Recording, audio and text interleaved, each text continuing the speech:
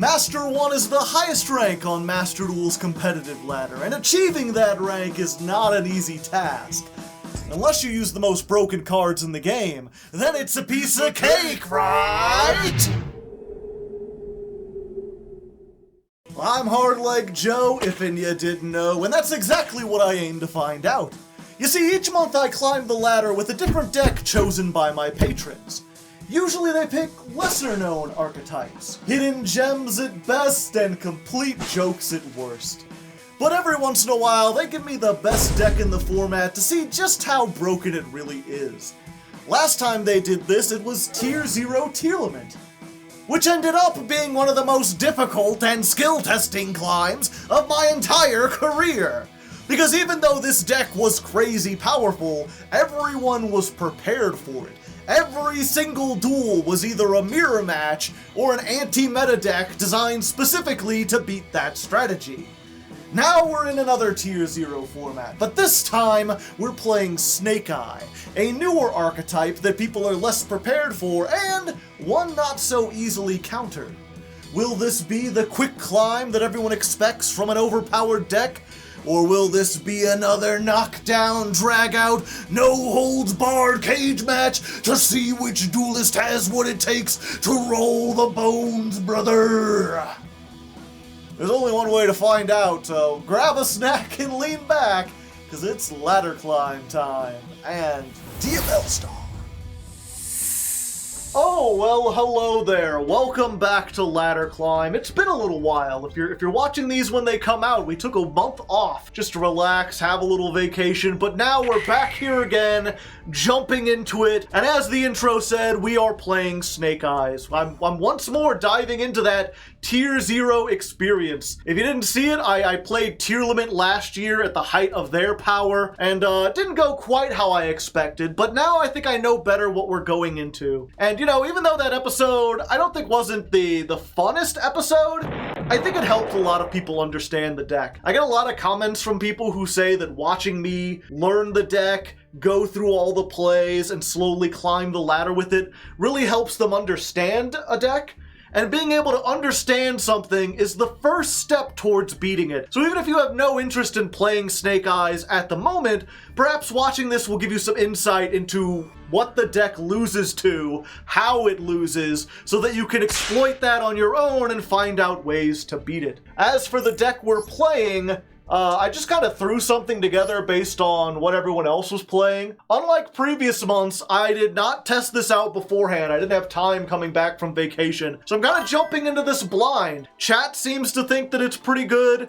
We're running a fairly standard list. The only kind of weird thing about it is I couldn't decide whether Effect Veiler, Nibiru, or Imperm was going to be more impactful. So we're playing just like two of each. We've got a suite of different hand traps, and as we test, we'll see which one comes up more, which one is better, and adjust our list based off that. We're playing Where Art Thou, which not everyone is playing. This searches your main starter card, which is Snake Eye Ash. This like searches everything. So a searcher for your searcher should be pretty good. And we're playing a couple one-off cards like Kurikara, which you can search in this, and this neat Sinful Spoils card that just like move stuff into the back row. I'll go over everything a little bit more in depth once I learn how to play the deck. First, we're going to open up a bunch of packs, we're going to compile everything together, and then I'm going to test this out against patrons here on stream. If you don't know, I stream everything. I'm on Twitch. I mean, you could probably tell because a bunch of people decided to sub while I was doing this. Thank you, by the way. I didn't see it. I'm looking into the camera. That's the trick. You got to look into your viewer's eyes. Give them a little, hey, how's it going? I hope you feel special. Anyway, let's go ahead and open up these packs, see what we can get, and then we'll test this out, and I'll probably make some changes based on that. Alright, so at the time of recording, all of the Snake Eyes stuff, as well as all the DML Star stuff, which might as well be Snake Eyes support, is all in this selection pack. Or this normal pack? I don't know, they seem to use both terms, which is kind of confusing. But either way, you can get it out of here, which is probably the best deal. You generally don't want to do secret packs if you can help them. Those aren't the greatest. We've got 4,000 gems. We're probably going to use more than that. And normally I would open all these individually and like react to them, but these episodes have been going very long lately, and if anything's gonna be cut out, it's probably the pack openings. So for this episode, I'm just gonna do this. I'm just gonna skip ahead to the end, see what we got, you know, good old Crimson Dragon. Probably use that in the future. That's good. TG stuff. Oh boy. Elemental Hero Grand Merge. Don't know why that's in there. So none of the Diabell Star stuff that we wanted. But, you know, we're just gonna try again. So we're gonna go through these really quickly, and let me know in the comments if you're fine with that, or if it messes up the flow, if you need the pack openings as a prelude to all the dueling action. We've got 2 purples right here. There's usually 1 in the end. Will we get at least 3 URs? No. No, it's just the 2. And one of them's another fucking Crimson Dragon. And Charles! Get out of my head, Charles. Infernoble Knight almost won this month. So did Halberd Cannon. But at least we needed 1 Jet Synchron. Now we have it. We need Snash, as they call it, the Snake Eye Ash. You can't just call this Ash, because Ash Blossom already exists. Oh, and the Field Spell. Field Spell's here. So, still nothing we need. This might take a few gems. Alright, this time we've got 3 URs. It's 3 times as many. Surely we'll get 3 of them.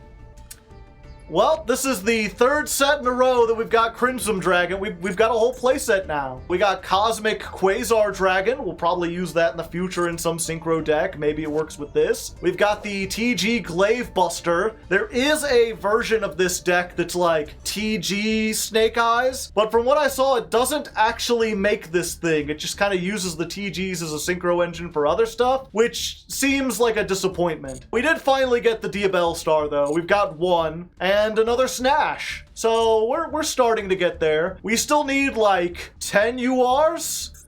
So it's doubtful we'll get there. We've got 1 more before we've got to purchase gems. Let's see if this does a little bit better. Thank you, Raiden. All right, another 3, maybe 4 URs. Let's flip them up. No.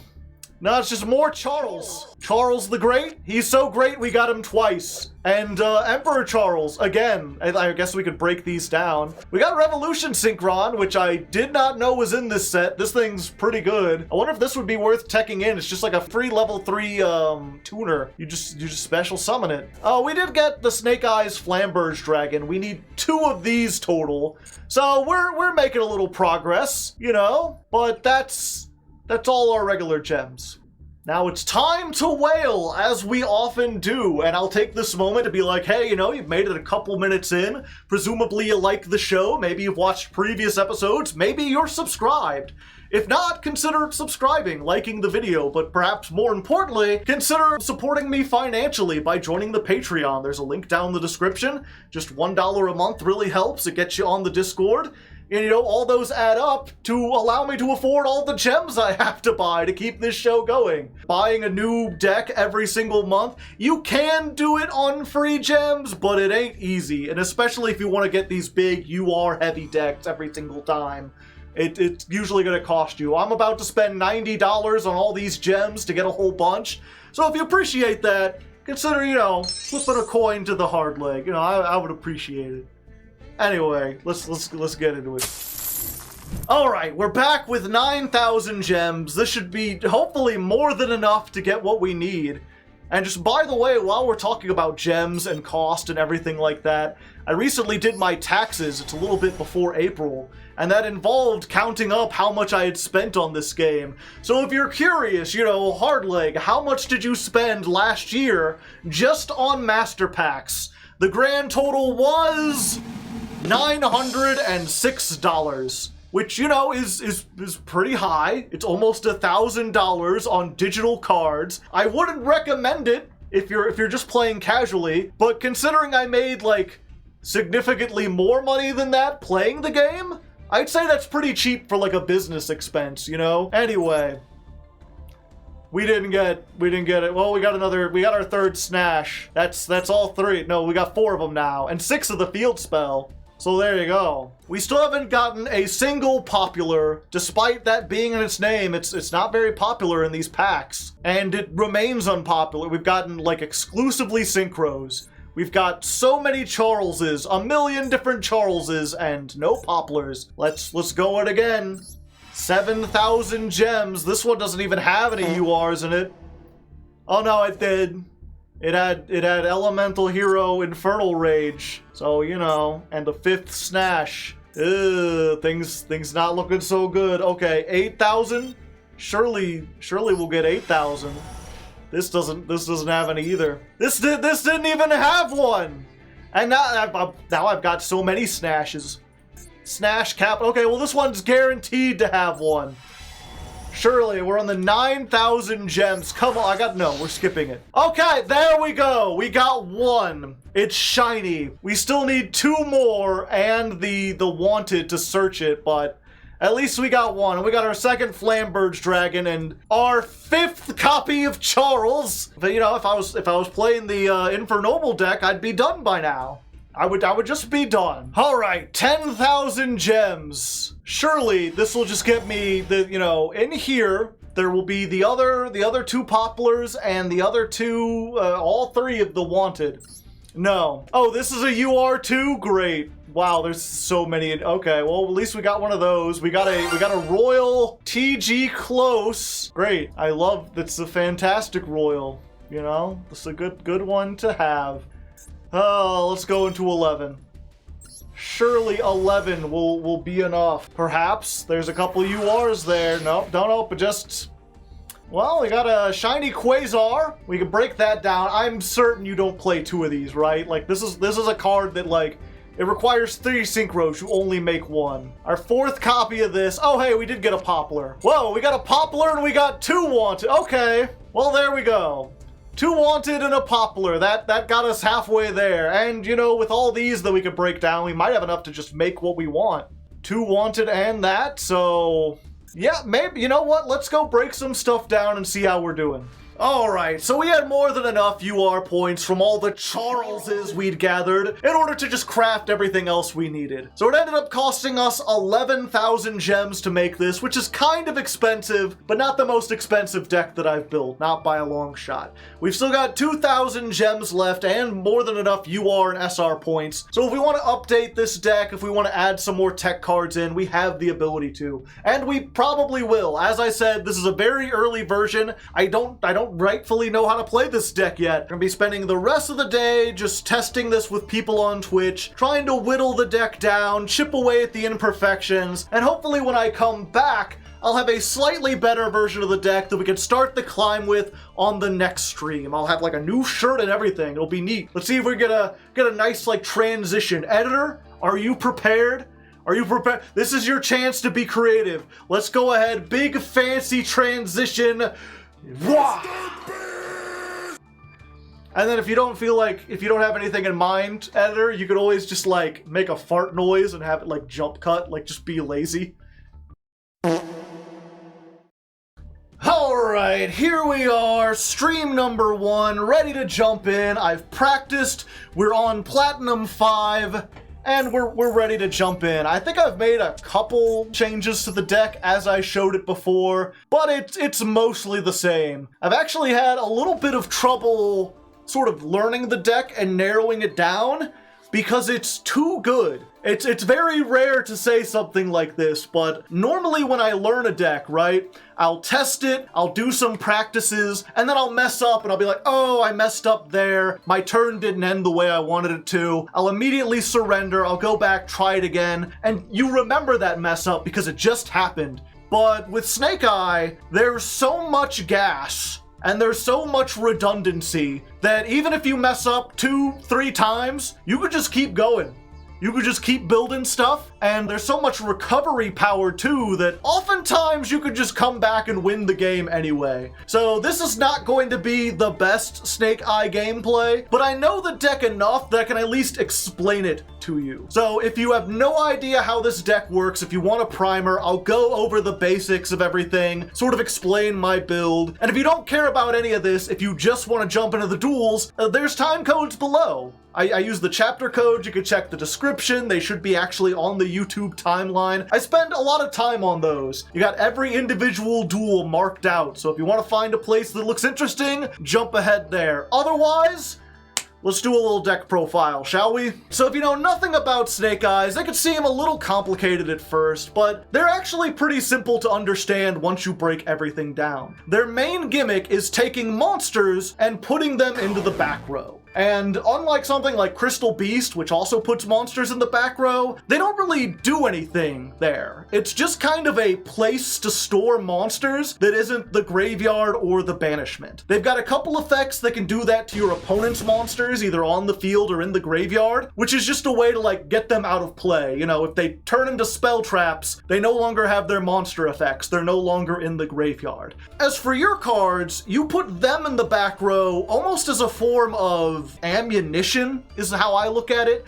You've got a lot of effects that say, take a face-up card on the field, send it to the graveyard, and then do a thing.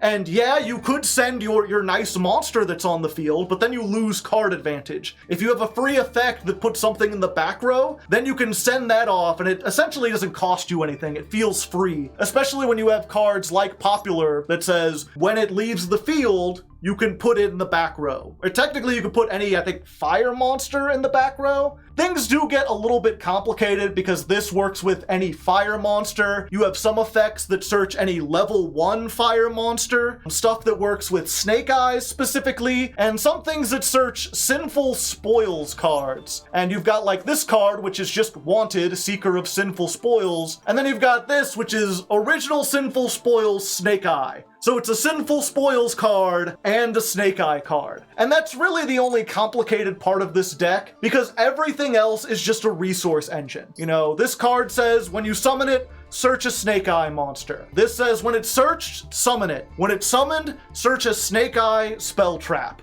This card, when it's summoned, take a level 1 fire, get it out of the graveyard. So if you have these and you haven't used these, they're all hard once per turn, you can get them out and then trigger their effects. If you control a fire monster, special summon this from your hand for free. Send any card on the field, summon this, search a Sinful Spoils card. And really, that's the crux of the deck, is just summoning these things out, and every card you summon gets you another card, so you never run out of resources. And this is especially helped by their boss monster, Snake Eyes Flamberge Dragon. This thing has 3 effects, and they all kind of tie everything together. 1, during your turn, you can take a card in either player's field or graveyard, put it in the back row. So it's removal if you're going second. If your opponent has stuff you need to get rid of, just plop, set it in the back row. You can also set your own cards in the back row, which is not only useful for the way I explained earlier, but for its second effect, which is during your opponent's turn, as a quick effect, you can summon a card from your back row. Usually what we're going to be doing is like link climbing with all these,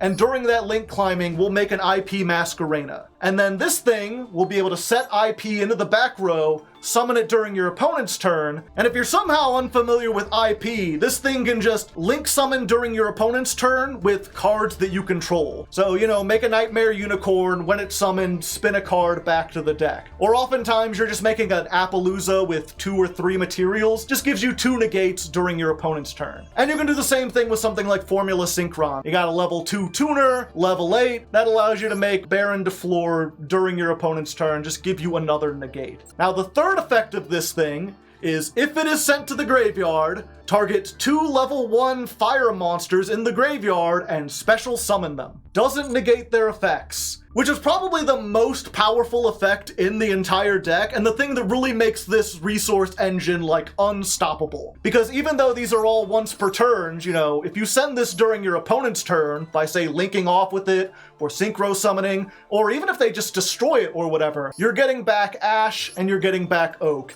Ash will search you another monster, Oak will summon another monster out of the graveyard, probably Poplar, and then Poplar will search you another spell trap. So you're going +5. You're getting 3 monsters onto the field and searching 2 cards for next turn.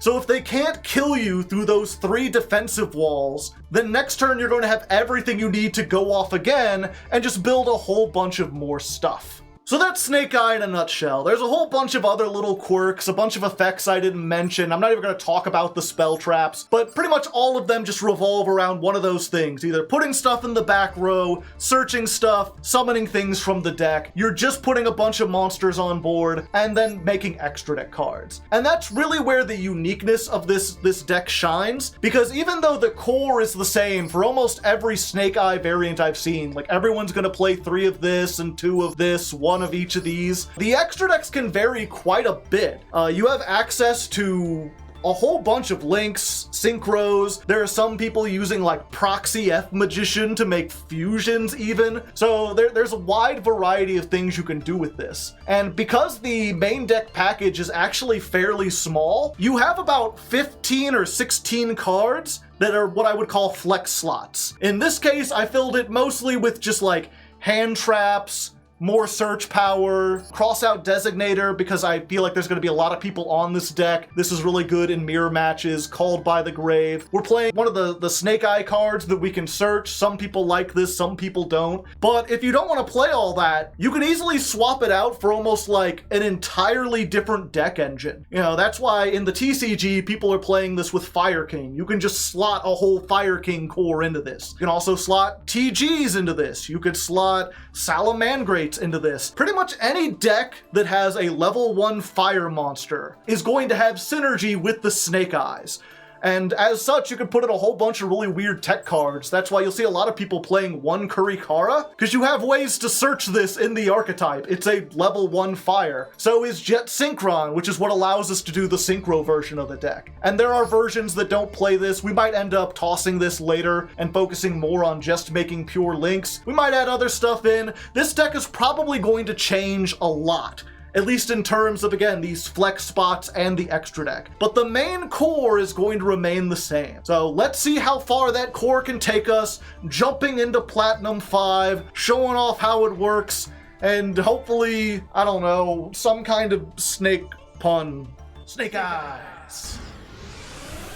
Snake Eyes! Okay, here we are. This is the first real duel. That first one didn't count. We ran out of time. I wasn't practiced with the deck. I just need to play faster. I've got to become speed. Ash Blossom, unfortunate. Huh? Or I'm sorry, Maxi, unfortunate. Yeah, I think we just do this. We're just gonna Poplar, we're gonna get the field spell. We've got a Maxi of our own. This gives everything 1100. We'll put Flamberge face up. There we go, and we'll just set this. We're not playing around Mech Knights. Obviously not the optimal end board, but this deck is fairly decent at playing around Maxi. I mean, obviously you'd prefer, but I can do this and be like, yeah, I've got a negate, and I've got a big monster, and I've got follow-up, so it's up to you now. Called by. Of course they had it. You know, if I had waited until they summoned a monster, maybe that would have been better. Although I didn't think that they would play into the Imperm column. Hindsight's 2020. Ah, a Snash of your own. Well, I mean, yeah, we'll just do this. And I think this is what you want to hit, right? Because then if they don't have Oak or one for, or not one, yeah, it would have to be like Oak, 1 for 1, or Where Art Thou? They might not be able to do much from here.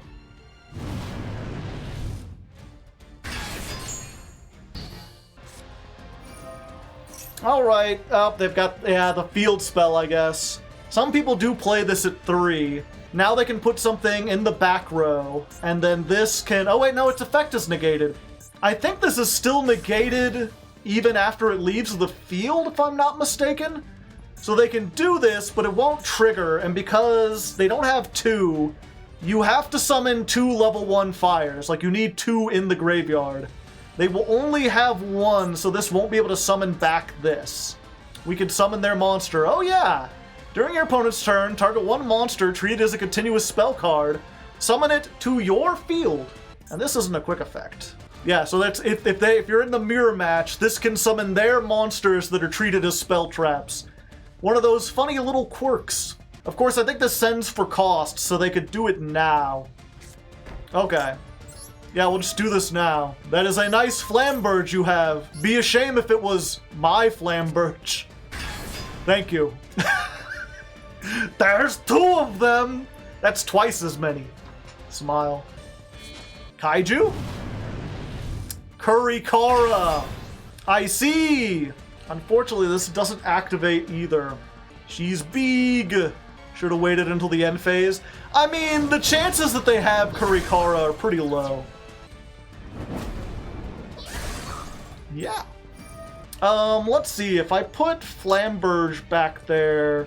Yeah, then they can't steal it with Kurikara. So they get to my Poplar. Which is unfortunate because they have targets for that. Yep, I need to draw something pretty good. I guess that's kind of good. Yeah, I don't want to summon anything, because if I summon it, trigger... Okay. Yep, we just end here.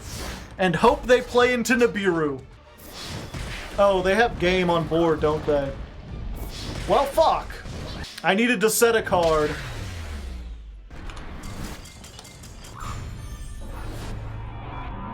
Yeah, for some reason I thought I had more life points than that. Oh, were they just playing? Yeah, they're just playing the one Kurikara. They just happened to draw it. Fortunately, they got the Kurikara and they got the called by for my Maxi, but I didn't have the called by for their Maxi. I feel like that's a case of the Maxi minigame winning, but I guess you in the comments can tell. I mean, obviously, those little quirks, like if I'd activated in the end phase, they wouldn't be able to Kurikara, and then I'd have much more advantage. But I didn't even think about that. Alright, here we are, duel number 4. We still haven't won a single game. Things have not been going our way. Dang old hand trap format, I tell you what. Let's add the Diabell Star. I think we've got to lose the Veiler, because we need this if they ash this. Yeah, we'll send that one. Diabell Star. Alright, use this. Grab the original Sinful. Okay, there's the Imperm. Alright, show me the second Imperm.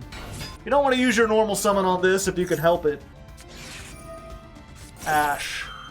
I'm the better duelist this time. No, no, no! They are the better duelists this time. Hand trap format, here we come.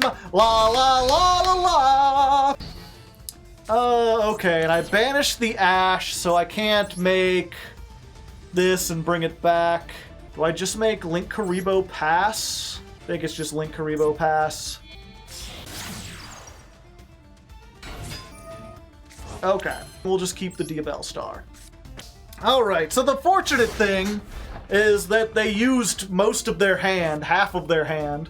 We do still have one negate, so unless the rest of it's gas, we should be good. Yeah, I think we just Imperm here. Imperm the Vion. There's a chance if they drew like another hero and the pink one, but they didn't, so there we go. We finally won a game. It was just the hand trap wars. Begun, the hand trap wars have. Dark Hole gets rid of cards. Snake Eye! Alright, here we are, Duel 5. We get to go first. We open with both the Sinful Spoils and hand trap insurance. That's good. Let's normal summon this. Hello? Snash? Snash met with Ash. Yeah, I think we do this and hope they don't also have Maxi. Like, I kind of want to save it for the Maxi because I'm pretty sure we could still use this and get to other stuff. That's when you're in a hand trap format, it's just got you thinking about, like, you know, every possibility. Do we prepare for the 2 hand trap setup? And then we get popular. We're going to be popular. Should've known. I should've known! Okay, they've got a 37, 38, 39, 40, 41, 42, 43 card deck. Not the most optimal, but not the worst either. We get this, I know. I think we just can't afford them to give them any more cards. Let's go. Actually, we can give them one more card. I think that helps with everything. If we make a IP, then we can go into Unicorn during their turn with this, summon these two back, and go +2 more. I've just got to make sure I don't want to use the Poplar effect because I want to keep them in the graveyard. And then we just end there. You what, mate? They don't control a token, so they can't negate anything. That just makes this easier. Oh, I forgot it was still... I should have waited until it's another draw. How retro. So they've got a full 5-card hand. Wow, tier limit. They're really going retro. Why not use Flamberge? Because I forgot. Ah, they're playing a lot of stuff. Many different kinds of things and stuff. Jet discards for cost. And I think I just want to stop them from doing that. Like, obviously I can't stop this part, but... send the top 2 cards, that's fine. Okay, now... yeah, now we want to do this. We're gonna stop the Yoinky Sploinky.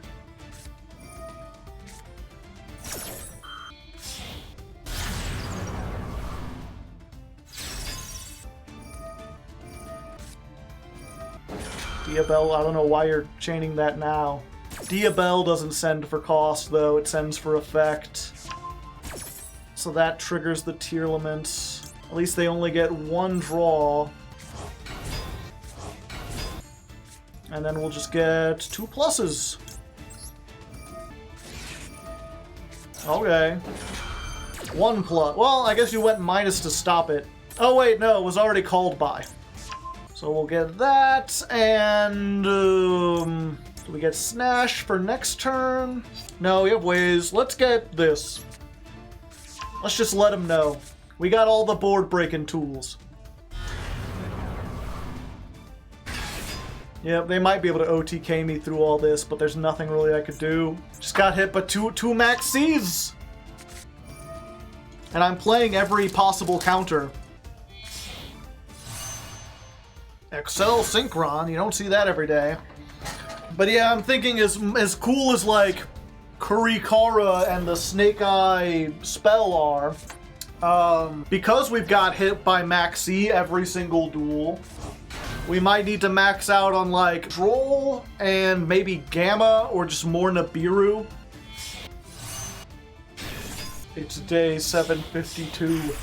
Zombie Vampire. More mill tools. Well, there's my one Nibiru. Oh, and they hit Destrudo. 2 of them. Are they playing a rank 7? This late in the game. And now I'll activate Snash. Or not. Level 7? Are they going for AFD? Ancient Fairy Dragon? You know it, buddy! Yep, and that might unironically be what wins them the game, because now all my monsters lose 1100 attack. Now they've got 10,000 minus 30, 10, 987. Oh, you can't conduct your battle phase this turn. Well, there we go. I think they might have goofed at some point.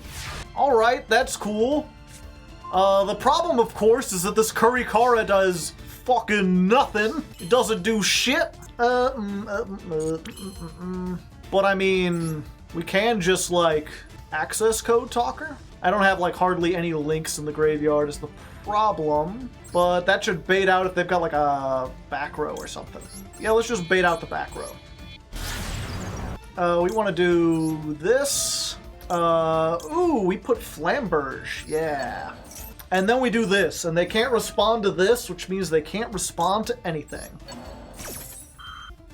Howdy, howdy. Now they activate it. Do I have 2 level 1s in the grave? No, not yet. But soon! Yeah, I don't want you doing that. Stop it. I'm trying to remember the graveyard effect of this, which is not going to be easy. I need things. Let's start by drawing a card. I'm not going to use the graveyard effect of this, because I'm going to use the one in my hand. Special summon the Diabell Star. We'll send the Poplar. Searchy, searchy. We'll set another one of these. And then we will have 2 in the graveyard now. So now we activate this. Send off the Flamberge. Ooh, we'll get Oak on the field. Oak will let us go plus 1,000,000. Oh, wait, no, I don't have any resources for that. Oh, yeah, I do. Ah, time. We'll get this one, and then Flamberge, we'll get the other 2. And then we've got cards for days. Plus City. We'll add this last one to hand. We'll add this to hand. And then I think we need to make Bar on the Floor, right? Use the Sinful Spoils. We send Poplar. We summon out this. Then we go for Bigman. We've got a Flamberge. Yeah, we got a Flamberge left. We activate this. We're just going to move their biggest thing into the back row. And then we summon it back. Where is it at? I could just target it on the field, right? Oh no, this is the opposite. We put another monster on their field into the back row. You. Special summon. We got this, we got this. Go for this. Bring back the other Flamberge. That should be enough for game. I'm not testing it! Destroy her. Battle Ball! Fuck. It's no longer in the grave, so I don't get it. I can make another attack, though.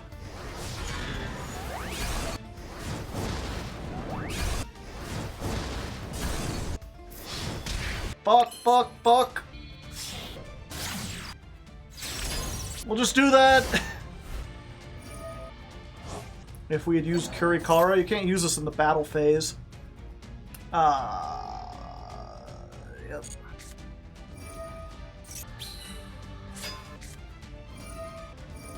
Amblo Whale, that's fine. I think they're just squirming.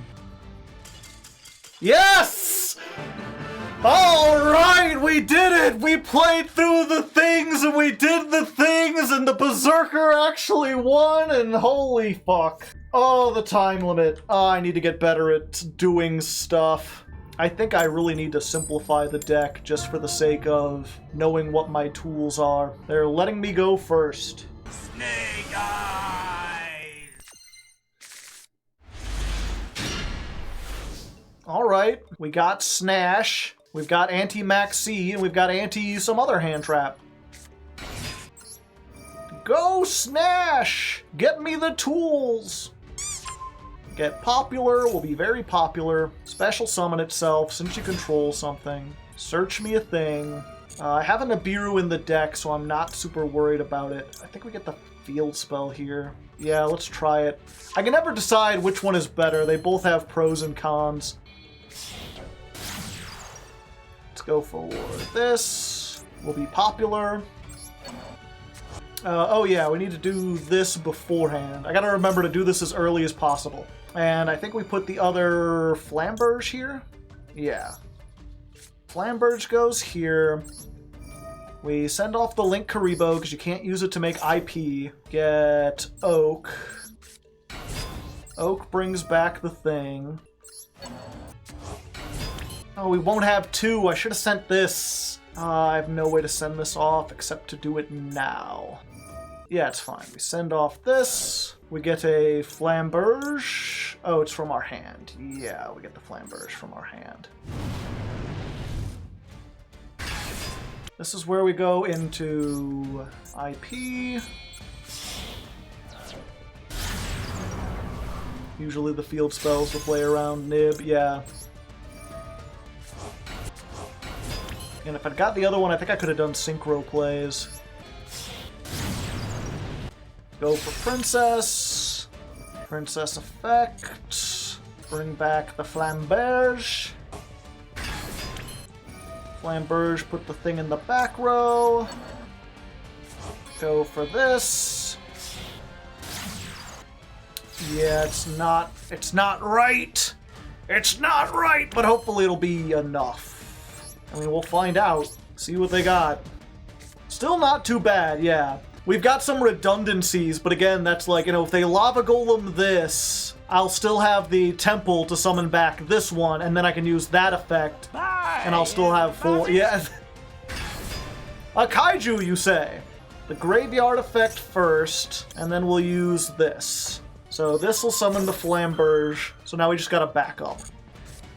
We got the Flamberge. This, we just want to go for these two, because we want to leave a spot open for IP. Let's go ahead and search, Poplar, we've already got the field spell, so now we want to get the other one. Or not, they ashed it. I really don't care. Let's go ahead and use this now. Summon out this. So we bring out that gets negated. Ash is going to just get us, I think we just want another Ash. We want to make sure we can do stuff because the Kurikara didn't work out so well last time. Let's grab another copy of itself, and then we'll just use IP here, and we'll go straight into this. 1, 2, 3, 4. Oh, I wanted to count that as, well, it's fine. It's fine, we still got 3 negates. And then we'll put the other Flamberge back into the back row, so we'll have it for next turn, even if they get rid of this. Birds. No, but I can negate with this, right? They had lava. Oh, it was Kurikara. Yeah, I think we need to do this, because I can't allow them to keep the Kurikara.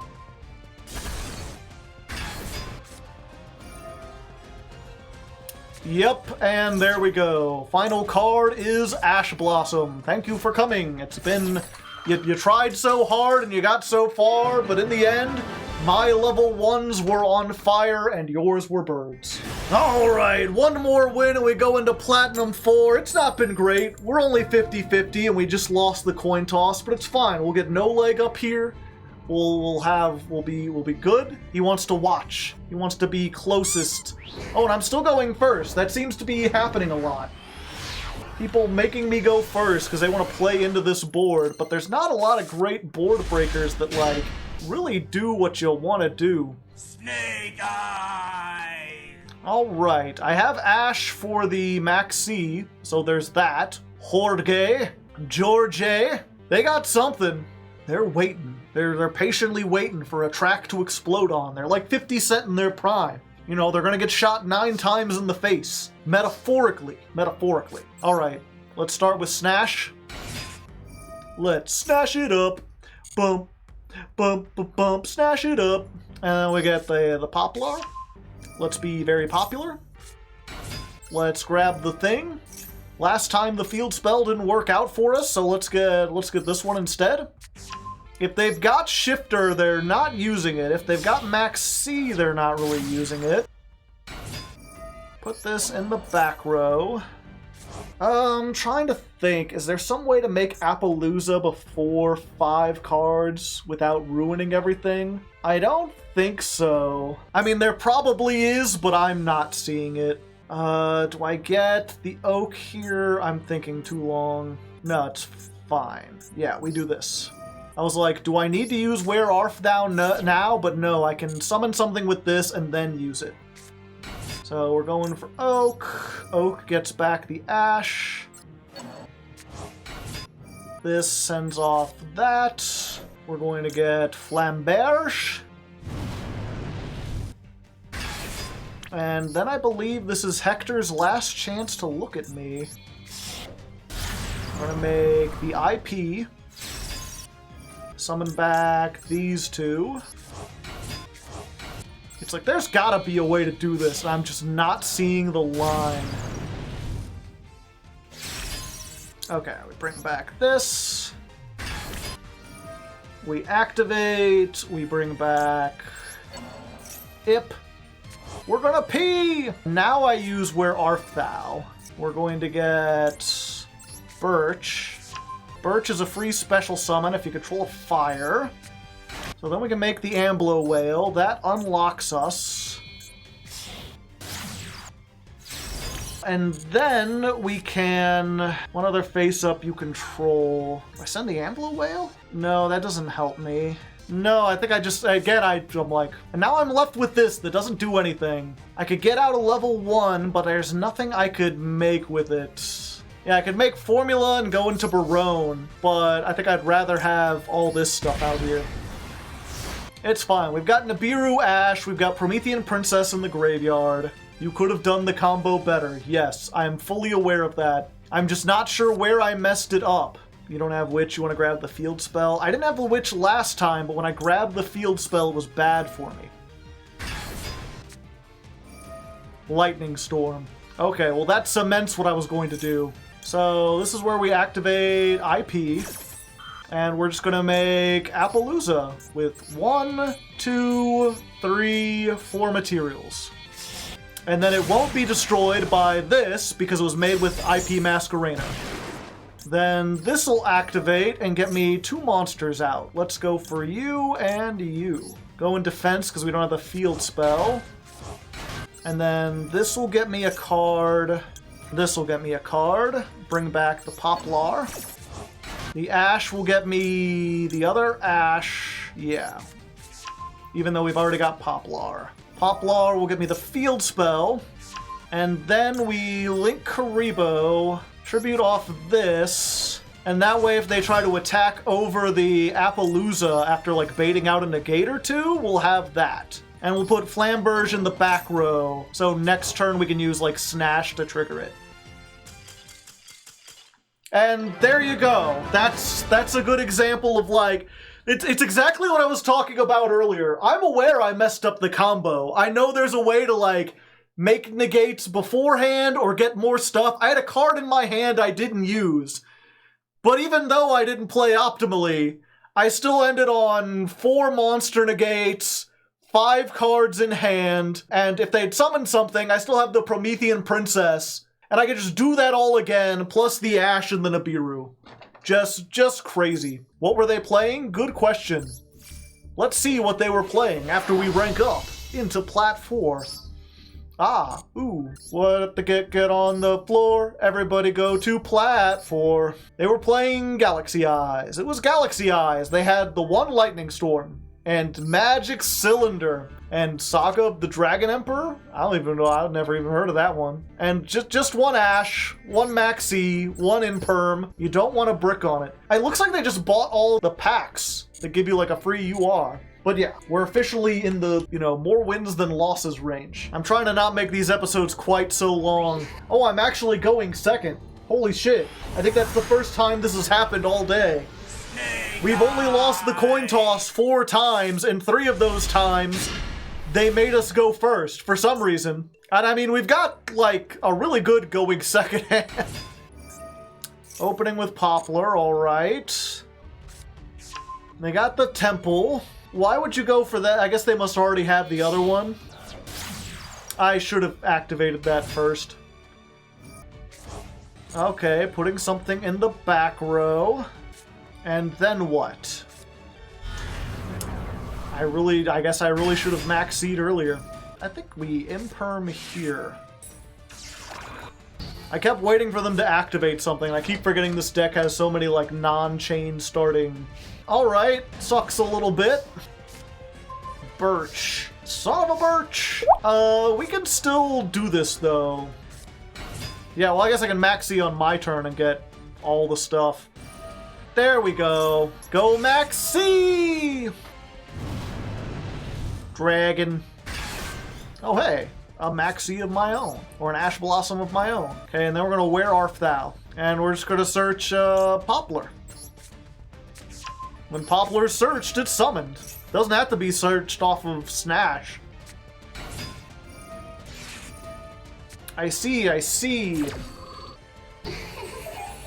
Oh, there's a different animation for the other Ash. Or do they change it for... I don't think I've seen that. Does it only work when you Ash something on the... I don't know. Either way... Do we just go straight into Masquerena here? Oh no, we can actually make Hita. Hita's cool. The Fire Charmer. And then Poplar will go into the back row. And then I can be like, hey, Give me the feet ash. It's mine now. El Guapo. Send off this. Howdy, howdy.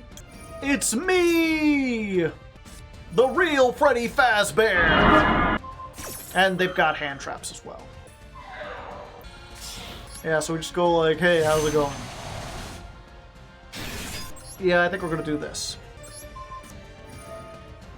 Oh, okay, they're doing it anyway. I ain't using my negate on that. I get to draw a card. Oh boy. What do you know, chat? Isn't that convenient? I was like, the problem is the Diabell Star. If I destroy it, stuff happens. But what if I didn't destroy it? What if the Diabell Star just became Spell? And then the other two monsters activated their effects, so... Divine Carnate! Would it be... Should I just... You know, this has got me thinking, like, maybe I should just make a Go Second version. There's so many cool tools at this. Being able to Divi Carnate and go into Barone and, I guess it's just... I just like Divi Carnate. It's such a fun card. Well, there you go. I finally went second, and I did a thing. We did it. It worked. Alright, after a rough start, we're going good. We're gonna get into Plat 3. Let's go ahead, hit that go first. We have been winning a lot of coin tosses. Statistically, this is going to level out. Why does his head always wanna... He wants to look. He doesn't want it. There we go. There we go. That looks nice. Look at him up there just doing stuff. Oh, hey, and we opened things. I think we want to start with this because this is just like ash bait. Diabell Star. And we want to start with this, though. Hello there. I think we want to save it in case they've got Maxi 2 or Valor. Let me think. What do I send? I send the Flamberge because we can bring that back eventually. Yeah, we're fine. Okay, so then we can Diabell, send the Flamberge because it ain't doing anything in our hand.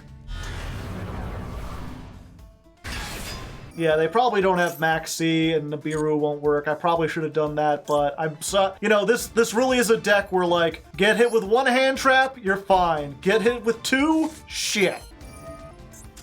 Plus at this, yeah, there we go. They had one hand trap, we could play through it. We probably could have done it faster if we had just done the called by and been like, nope, your ash is useless. But there we go, we won. Look, we got to the 50th part in the thing. Ah, what are you doing over there? He's celebrating a little too hard. He's just a little goofy goobler. Good old no legs. Walking around, and there we go. We got ranked up. Win number 9. It's not going quite as fast. We're almost to the end of the first stream, but maybe if I rush, we could at least get to like Plat 2. Who knows? We'll see. First, though, we got to change out our stuff. Oh, what do I need to do for my proficiency exam, by the way? Oh, for some reason, I thought I still had practical stuff to do. It turns out I've just been waiting to take the test. I need to take the test on camera. So, you know, let's take the test on camera. I'm still working my way up. This will hopefully get us to level 10. We'll just take a little break. We'll have a little break. Thank you, Pontacan. Study for the exam. What is the name of this card? Masaki, the legendary swordsman. It's not the Zapper, right? It's not a 6 Samurai. I have no idea. I think that's an OCG only card. What is the name of this card? It's not guitars. It must be the bass then, right? There's 2 guitars. Okay. What is the name of this card? It's not Hang On Mock. Sonic Meister. Sonic Meister? Okay. I don't know. I know some of them. What type is this card? It's a warrior, right? The Butter Spies are all warriors. Even though they look like they should be insects. What is the name of this card? It's Rush Warrior. No, it's Dash. Excuse me. I think I already missed 10, right? What is the name of this card? Rocket Arrow Express. I know that one. Which of the following does not have 3 heads? Trident Dragion? I assume this one. Oh wait, I knew that. I'm dumb. I've been tilted. If your infinite impermanence is in the same column as your opponent's skill drain and there is effect monster, cannot be activated because you can't negate a monster because they're already negated. A pity, I already lost. What is the name of... That's not fair! Is it Doitsu, Soitsu, Eitsu, or Koitsu? I don't know. He got that booty, so he had Doit... No, he is Soy. He's a soy boy. What type is this card? It's a fairy, right? Or a spellcaster? I know it's not these two. I think it's a fairy. Yeah. I'm surprised they had so many ruling questions earlier on, and this one's just like, name this card. What is this card's name? Okay, let's try again. At least we get to listen to more of this music. Okay, we know this one, it's Dash Warrior. Mrs. Dash, as I call her. At the beginning of the battle phase of your turn, the cards on the field are as follows. The opponent has a monster with 2,500 attack and 1,600 defense, and a defense position with 2,500. You have a 3,000 attack, 2,600 attack, and 1,700 in a defense. What is the highest possible damage that could be inflicted with your attack? Just making me do math. Okay, so they've got 2,500. So I move my defense position monster to attack. 55. 1,500. It's the oh, I guess it's already the battle phase. Okay. Bitron. How much information is available about it? Not much. Sure, why not? What is the name of this card? It's not Loyal Guan Yun. It is Virtuous Luzon. I know my Ancient Warriors a little bit. What is the name of this card? Arfaduder. It's fun to... Oh, Arfaduder's the other one. What type is this card? I haven't played the Makonkos. They're psychics, right? No, they're fairies. Shit. In Dark Solo mode, the pendant wears around his neck is seen to be a memento of whom? His partner. His wife or girlfriend. We already know this one, it can't be activated. What is the name of this card? Sonic Meister. Question number 10. What is the name of this card? It's the guitars with 2 S's. Is that, no. 7 out of 10. I missed one too many. Okay, 3rd time's a charm. We got this. I believe. Just gotta go fast. 1.25 speed. Not much. Wait, they moved him around. Fuck. Okay, that's Kelbeck. Okay. Fuck. Let's try it again. That was a no, it wasn't a Guido. Fuck. I get them all mixed up. This is the beginning of the yada yada 1500. What is the name of this one? It's, Keldo. Not Kelbeck. Kelbeck's the weird one. Agido's the one. Mudora's the guy. Okay. Question number 3. In Alliance for Justice, which of the anti-worm ally of justice is considered a masterpiece never seen before? It's gotta be Catastor, right? Like it's the weapon, the good one? The one that works? It's, Sonic Meister. They move them around, I keep expecting it to be where it was before. Which of the following effects cannot be activated during the damage step? Counter Trap, Shrink, Ash Blossom can't be activated in the damage step, right? I didn't think Ghost Bell could either. Alright. Which of the following does not have 3 heads? ABC Buster Dragon has 3 pieces, but 1 head. That's Mrs. Dash. Rocket Arrow Express. Question number 9, his partner. Okay. And that doesn't matter what the 10th one is. By this point, we've won. But let's just say, what's the name of this card? I'm gonna assume, just from all the, like, feathery stuff, that this is Graceful. I don't actually know, because that's not one that you play very often. Alright. Look, my IQ went up, chat. You take a test, and then you learn the answers to it. There's no such thing as a test you can't study for. You just keep taking it till you get it right. Anyway, we got a bike, and now we're on level 10. We're at the very end. Oh, we gotta get 5 of 5. What are the clear conditions? Complete it, destroy 100 cards. Alright, we'll be there for a while. Do we just go ahead? Do we just do another test? Are you tired of tests? Fuck it, let's try it. Let's see how good. We'll get 1 try at it. First time go. Question number 1. What is the name of this card? That's the Fearsome, right? Yeah, he's pretty fearsome looking. Which card is depicted in the illustration of Super Factorial? Sigma? Nabla. I can't tell. They're all small and everything. Which of these wallpapers is in, well, Construct? I mean, I already lost, but at least we could see. Which monster's depicted? It's Lava Battle Guard. What's the name of this? It's Localized Tornado. So I could probably, you know, I got 4 out of 5. We're good. I'll come back and finish it later. We've done enough question answering.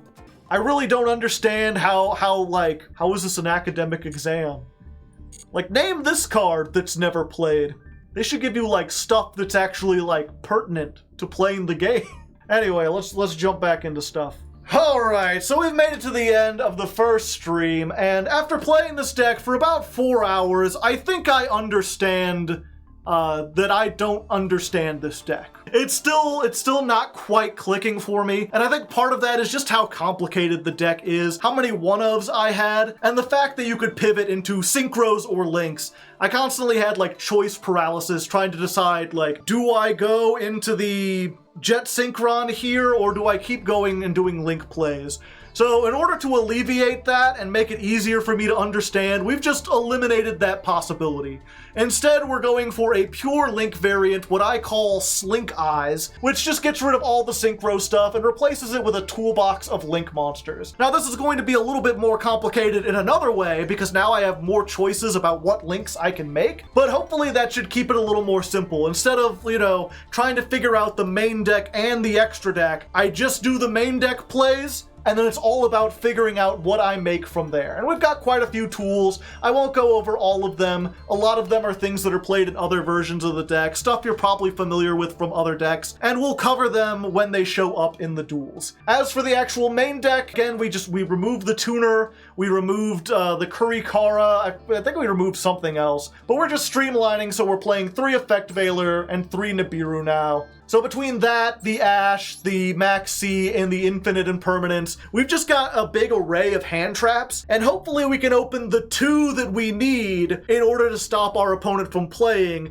if they're also on Snake Eye. Because that seems to be the threshold, right? Like, Snake Eyes can play through 1 hand trap, but it struggles with 2. So now our deck is like 40% hand traps, 40% 1-card starters, and then a little bit of tech cards. So hopefully we should be able to, whether we're going first or second, open with 2 hand traps and 2 starters so that we can play through our opponent's hand traps. That's all this deck is going to do. And as I said, we're at the end now, but I'll be trying this next time. You can look forward. I'll be here again. It'll be a brand new day. I'll have a different shirt. It'll be neat. It'll be neat. Let's go see what that's doing now. And here we are, stream number 2. It's just as I said. Nothing's changed from last time. We're on the link version of the deck. Let's just jump into it. Let's go. Faster! Faster! I have no idea how the editor is going to work with that, but that's a problem for future them. Alright, we've barely started the day, but already we're ready to rank up. We're going in, we win the coin toss, we're good. That's our 12th heads. We got our buddy No Legs here. He's happy, he's excited to see snakes being represented. And we bricked. Oops, all tech cards. Man, if we were going second, this hand would be amazing. We can stop them with everything, but we didn't get any of our 1-card starters. Let's set the imperm. I mean, the fortunate thing, right, is that, you know, we can still hopefully end their turn and then OTK them next turn. It's like, oh, I open with Disruption? Well, I guess I'll just have to Disrupt. Yeah, we'll Veiler that. No searchy for you. They use Called By, all according to Kaiku. Fine, get your search. See if it helps you. You got the second Called By? Yes! Yes, they do! Alright, in that case, you know what? Everything's revolving around this. They've used most of the cards in their hand. What are the chances they have a starter? It's a pity they didn't play it in the column. Okay, so Veiler's useless. That's out. We stopped the search. They need something that can tribute this. And they don't have it. Now, will I draw a starter? No. No, I did not. You know what? I might as well. This stops them from getting the search next turn. There you go. Just move that back into the back row. You're fine. You're good. I see. Sunseed Twin, Rikka Glamour. Bum, bum, bum, bum, bum, bum, bum, bum, bum. And then they get to summon those two. I forget how the negate works in this. Shuffle this hand from your hand to graveyard. Okay. Gotta make sure they don't control a Rikka. I mean, they currently do, so let's turn the chain off. We don't want to give away that we're playing Nibiru. Smash the plants with a big rock. There we go. Unfortunately, now they have a negate for this. Yeah, I think we just bait this out and hope we can rock them next turn.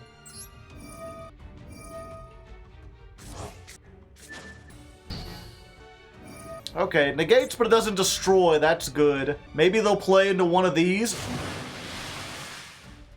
Okay, that went for the better of the two. It's not a negate. We've still got the other Link 1 for when we eventually get Poplar. This will either force them to use it, or they'll have to, or it'll save us a turn. Okay, they got the level 1 this time, and they get the Sunseed. Gains 200. Oh, and they're just preparing for next time. Okay, well, I've saved a turn. Oh, but they get 200 because it was tributed. They still hit for 200! That'll make all the difference. Never give up any damage if you have the ability. Okay, another starter? It's that easy. Of course, if this is like in perm, then I'm fucked. Let's go! What? That's exactly what I said was gonna happen. Oh wait! I can dodge the in-perm! Link Kuriboh, go! Shit! They were holding it the whole time! I could combo into everything and hope, or I could just grab another Snake Eye, another Snash, and hope the Nibiru gets me through. Yeah, fuck it, we've been playing slow this whole time. Fine, go ahead. This is one of those grind games I've heard so much about, but only in Legend. Fuck. I just gotta hope they get to 5 before that, but I don't think it's gonna happen. It's 1, 2...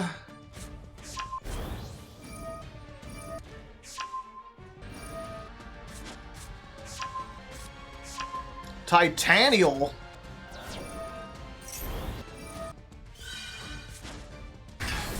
Three, 4... Oh, fuck. They know how to count! Shit. Yeah, I guess I should have played...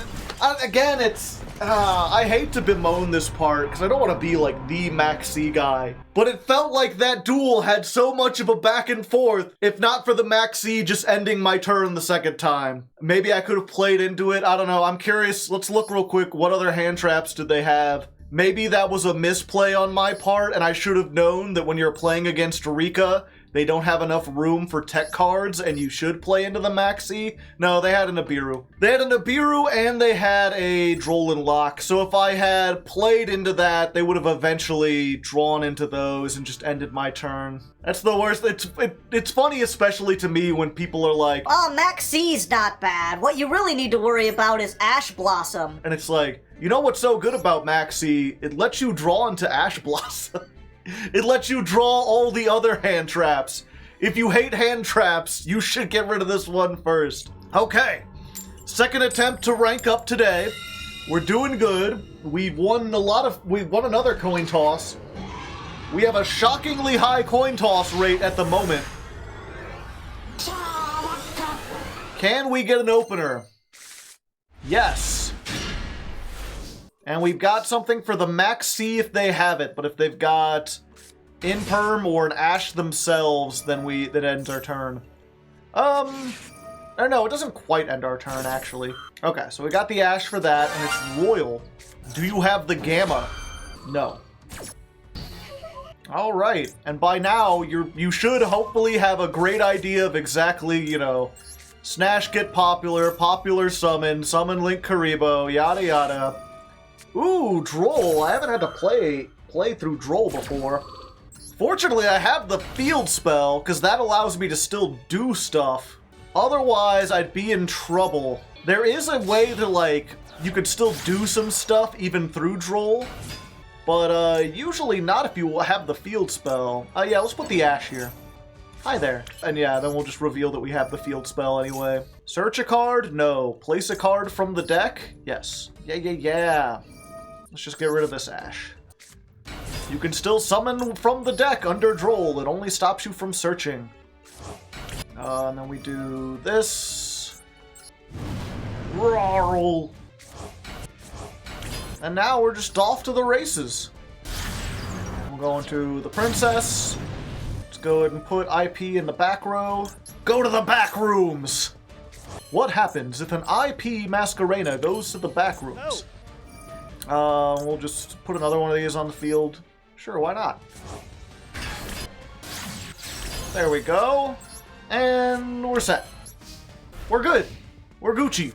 We're Gucci clean. Do you have Kurikara in the deck? I do.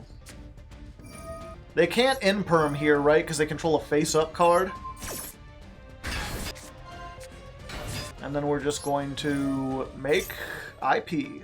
Let's go... Ooh, I could make Zealantis for some reason. Yeah, that's fine. Okay, if they had Called By here, that would actually do quite a bit. But they don't! We'll just summon these two.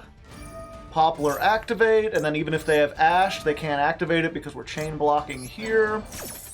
And then we're going to activate Link Karibo, and we're going to tribute the Poplar. And that means they can't just run over the Appaloosa. They have to actually bait out all the negates. Let's grab this one. Let's activate this, and then again we'll just chain block. Put Ash back there. Snake Eyes is going to kill you, and Ash gets to watch. Bada bingo. And let's just get another Snash so we can do it again next turn. But I will negate that. Ah, two things on the same chain. It's a pity I also have an Imperm. And then it's like they can... Oh?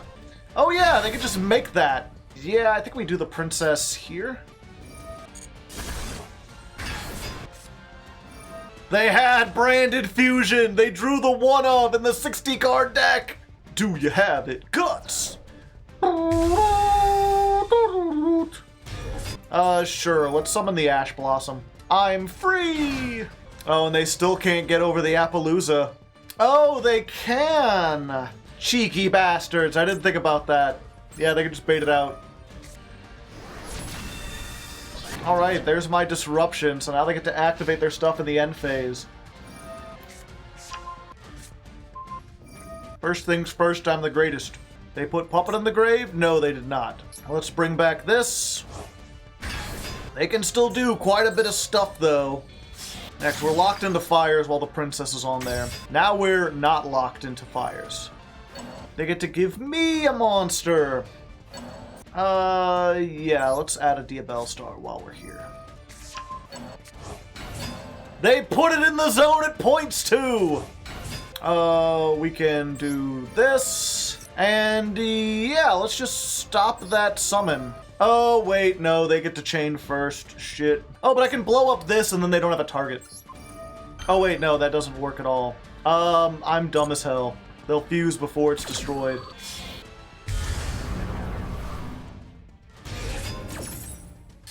Yeah, let's get the Ash back. There goes one of my Flamberges. Goodbye, Flamberge. I hardly knew ye, but I can't just get the other one out, right? Like, I can do that immediately. Oh, is the other one in the graveyard already? Shit. I guess we do this then.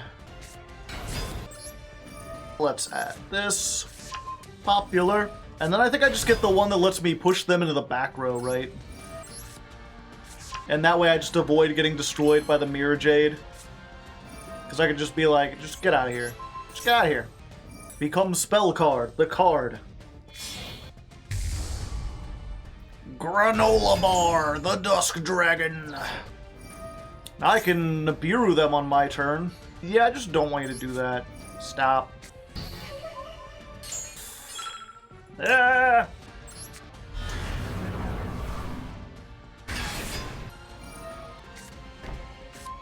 Oh, we can use Dahark, the Dark Charmer. The only thing that can defeat me now is the timer. Oh, I should have put... That's fine.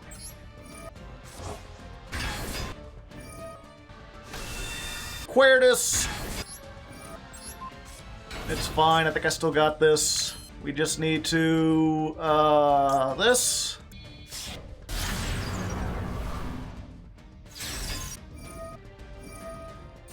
Except level 8 or higher fusion monsters, you say.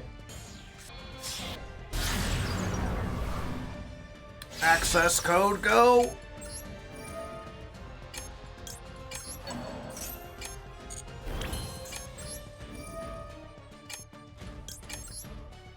Tribute! Battle phase! 53! 3,000! Alright, we made it just in the nick of time! Whew! Living on the edge! You can't stop the things from going! Living on the edge! Nailed it. Not even close. Yeah, I'm sure the people in chat were acting like it was over long before that. I'm like, I probably messed up a lot, but again... Even if I mess up a lot, I still win. That's the power of Snake Eyes. Or just me being a lucky duck, I don't know. Either way, we're in Platinum 2. Alright, real Snake Hours are here again. Let's go. Winning coin tosses left and right. No one wins coin tosses like me. I got 17 frickin' heads. They call me the high... Oh. Oh, I see. This seems to be happening a lot lately. I go first. No openers, but I've got Valor, Maxi, Called By, and Purr. That's fine. We're fine. Hopefully we can play through everything with this. Where the heck? There we go. Get him all. They have Maxi or Furniture, possibly. Or Numeron, that could always be an option. Battle phase? Are you gonna evenly me for one? Yeah, they're gonna evenly me for one. Just to make sure we've got our bases covered. Now we've got a graveyard thing, a monster thing, and of course Maxi. Yeah. I'm gonna say no to that. How about no?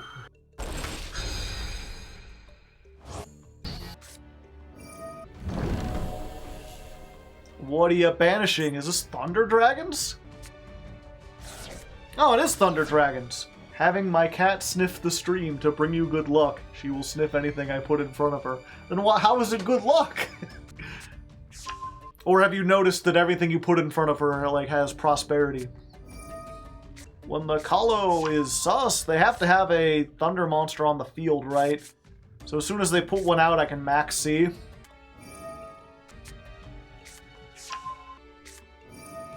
Ah, I see. There's always a chance they have a Called By or Ash in their hand. Nope. Okay, so I get at least one draw. Draw 2 cards, understandable. You're clearly in a bit of a tricky pickle. Alright, Thunder Dragon. Interesting. Oh, because you gotta get a Thunder on board. Didn't get one they could normal summon. Rah! At least I'm getting all my tech cards out. Surely the next draw will be something that helps, although now I can't... Oh wait, I can search. I can just imperm this and search. Okay, come on, any starter. I have like 12 of them. That's a starter. When the moon hits your eye like a big pizza pie, that's a starter. And then they've got Maxi. Yeah, I think I just summoned this anyway. Yeah, I'll send off the Birch. Because now that this is negated, I could just run over it by battle. Yeah, fuck it. We ball. Just be like, good luck recycling things. I'm not even going to destroy it by battle.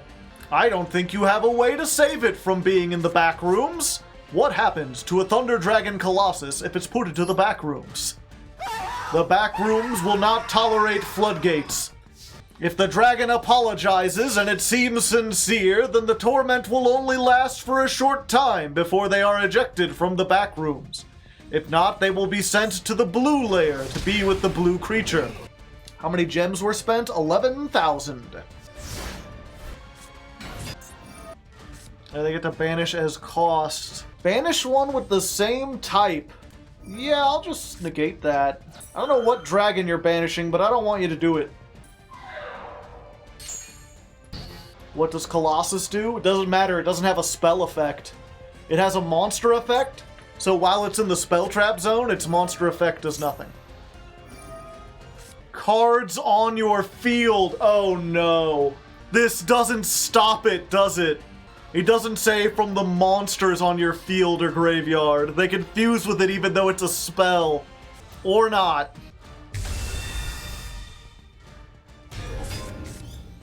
Oh hey, it's Oak. This does something when it's destroyed, right?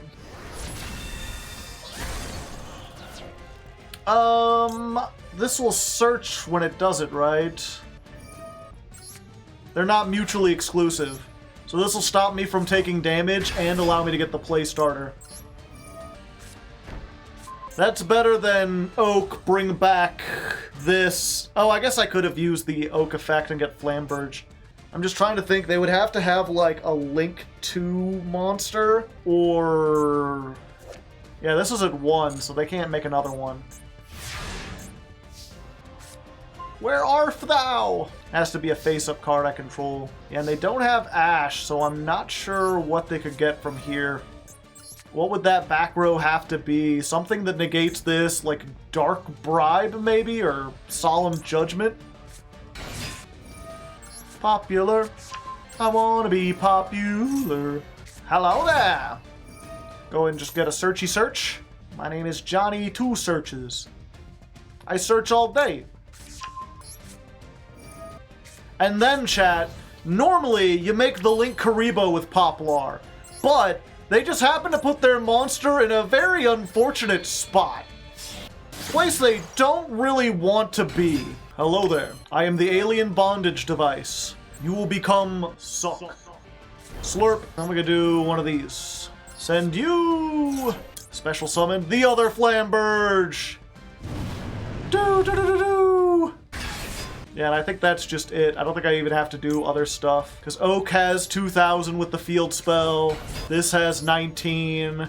Got 32, 3,000, and then Oak will bring back Poplar, which is another 19. Or 17? 18. Somewhere between 15 and 20. Yeah, and we've got 11,000 attack, battle phase. Now, of course, there's always a chance this is Mirror Force. It does not appear to be Mirror Force. Unless it's Drowning Mirror Force. That would really cook my basket. That would butter my biscuits. That'd put some oil in the old lamp. Branded Beast. Once per turn if you control a Bestial. Unfortunately, you do not control a Bestial, and therefore, I bid you an adieu. A mountain adieu. Delicious, but awful for you. And there we go. There's our 19th win. We got it. It was a bit of a struggle. We didn't get the thing, but now we're in Platinum 1. Can we continue to make our run into Diamond? I think we can make it tonight. We've only been here 2.5 hours. We got 2.5 more hours. Let's do it. Let's get it. Alright, so we're not doing too bad, but I wanted to make a small change to the deck, mainly to the extra deck. I noticed there were a couple links that we just never made, like Celine and Decode, and the few times we tried to make them, it just didn't work out for us. So we're no longer on Slink Eyes. Instead, we've added in 2 Ixies, Lyrilusc Assembled Nightingale and Zeus. This can be made with 2 or more level 1s. It attacks directly, then you make Zeus. This should help us going second, and it should help us deal with any back row heavy decks that we happen to face. And then as far as level 1s, we've also made a small change to the main deck. We took out the Birch and just replaced it with another Poplar because this is full combo and Birch isn't. Even though it kind of helps with some weird sticky states where you get hand trapped twice, Birch can help you. I think it's better to just focus on being able to do the one-turn combo more consistently. So it's a small change, but since we had to change the name, it's just Snake Eyes Mark III. Let's see if this can get us into Diamond. Arf has been, I don't think I've ever bricked on Arf, is the thing. Yeah, maybe just talents instead. So if I do get hand trapped, I can do other stuff. Kage, Tokage, doo-doo-doo-doo-doo. Yeah, I got 2 ashes. I can ash this and ash the welcome next turn.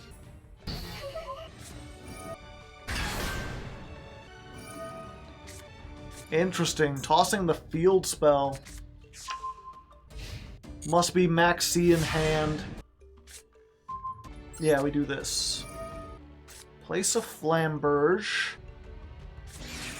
Yeah, I think I just max C this and save the Ash for their max C.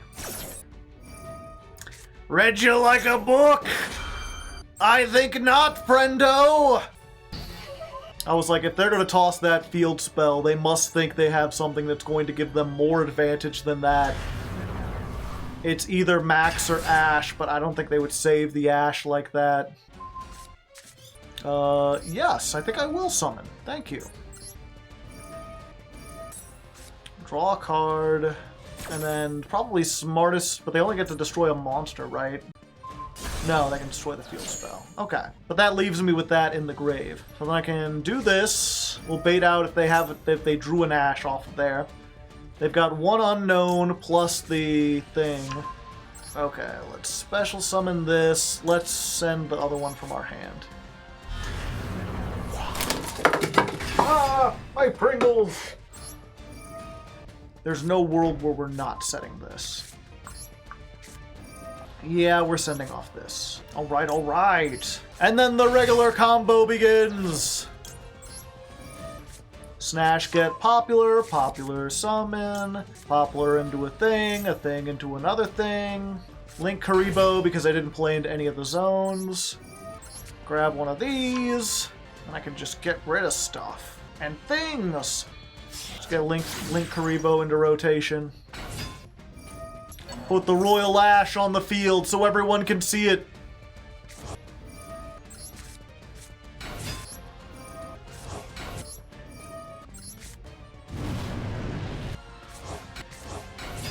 Don't mind me, I'm just going to be putting this in your back rooms.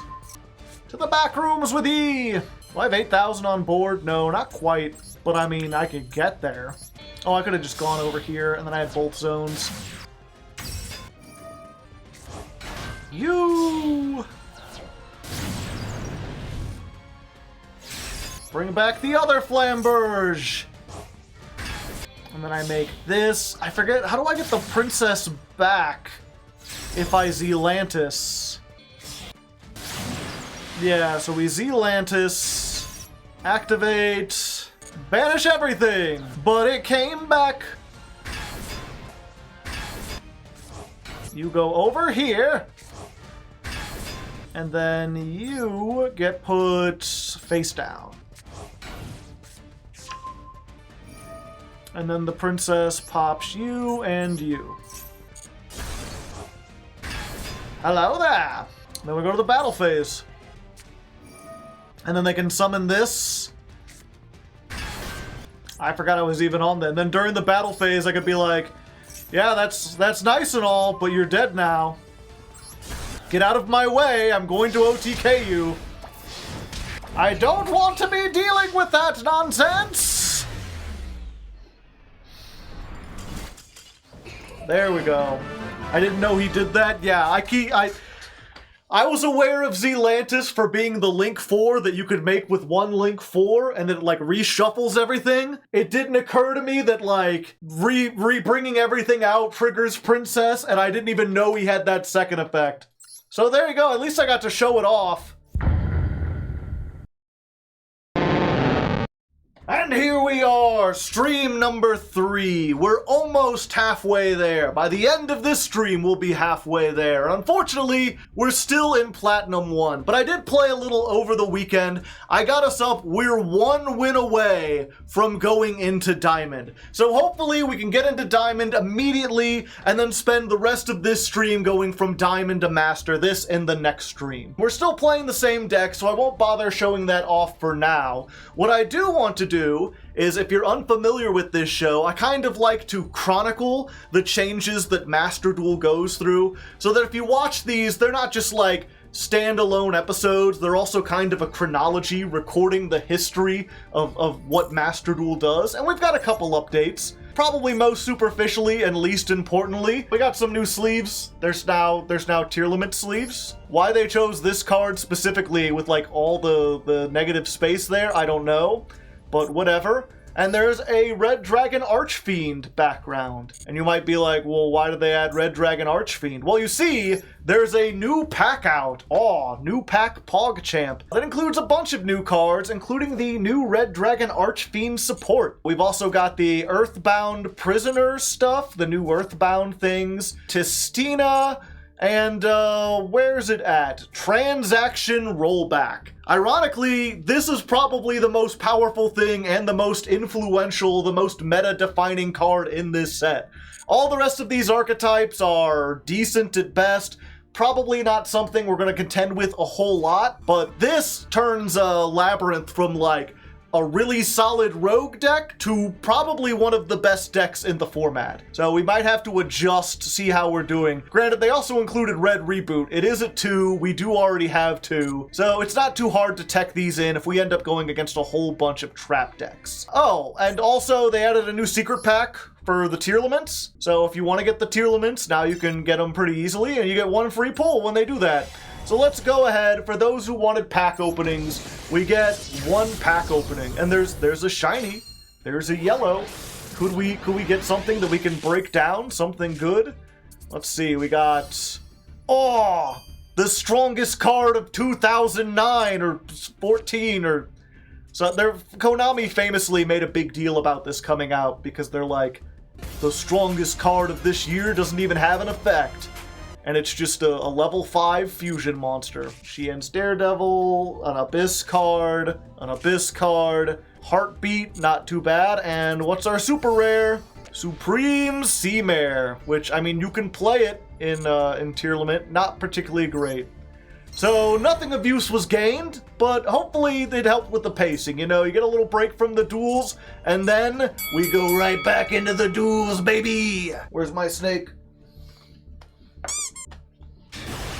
Alright, 1 more win and we get ourselves into Diamond. And we win the first coin toss of the day. Let's go. Going first. Go ahead and add that to the coin toss-o-meter. Things evened out a little bit, by the way. We're still ahead on heads, but it's not as crazy as it was earlier. Wow. They really just gave me the going second-hand experience. They're like, you know what? What if we gave you every tech card in your deck? At least they didn't give me doubles, you know, I got 1 of each. So we're doing this thing where we won the coin toss, but essentially we're just going second with 1 less card. Hopefully it does it. It's not great, but you know, hopefully we'll be fine. Alright, so yeah, we imperm this. Best to use that as early as possible. Get it off the field. And who knows, maybe they'll play into the column even though it's got the bubblies. That still happens from time to time. Link Karibo Pass. I've been there. Huh. Nah. We're just trying to end your turn, so hopefully we can get our first turn starter. Alright. Now come on, give me an Ash, or something that searches Ash, or Snash, I should say. There we go, that works. I think we gotta give up the Nibiru. That's like the most situational. Try to get that pose down. Alright, so now we get the search. It's this one, right? Yeah. We'll just do this. If they have an Ash of their own, I mean, we've got the called by at this point. Yeah. And they've got the feet ash. You know what we do to those around here? I don't want to have to deal with that. Alright, let's go ahead. Snash! Ah! Savior of the universe. Oh, and they don't have an Imperm or a Veiler. Oh, they do have a Droll, though. Okay, so Droll slows things down a bit. That means we don't get the search off of this. But I think we could still do quite a bit through the Droll. Got Link Karibo. The only thing that Droll really does is because we can't search the field spell, now we have no protection against Nibiru. So if they've also got Nibiru in hand, we might be a little doomed. Yeah, we can always send that off of this. Let's maintain this for now. Oak says hello. And we'll go ahead and get rid of the Link Karibo. Summon out Flamberge. Big no-arm dragon. If he's got an itchy scratch, it's gonna be so difficult. Oh. Just go for damage and recovery. Put it here. And then Sunlight Wolf, if you summon to a zone it points to, you get a fire monster out of your graveyard. So we'll get that ash back. And then we go into this. Howdy, howdy. We'll bring back the Flambert. And there we go! I don't think that was enough for game, and I don't, well... Wait, no, I could just make...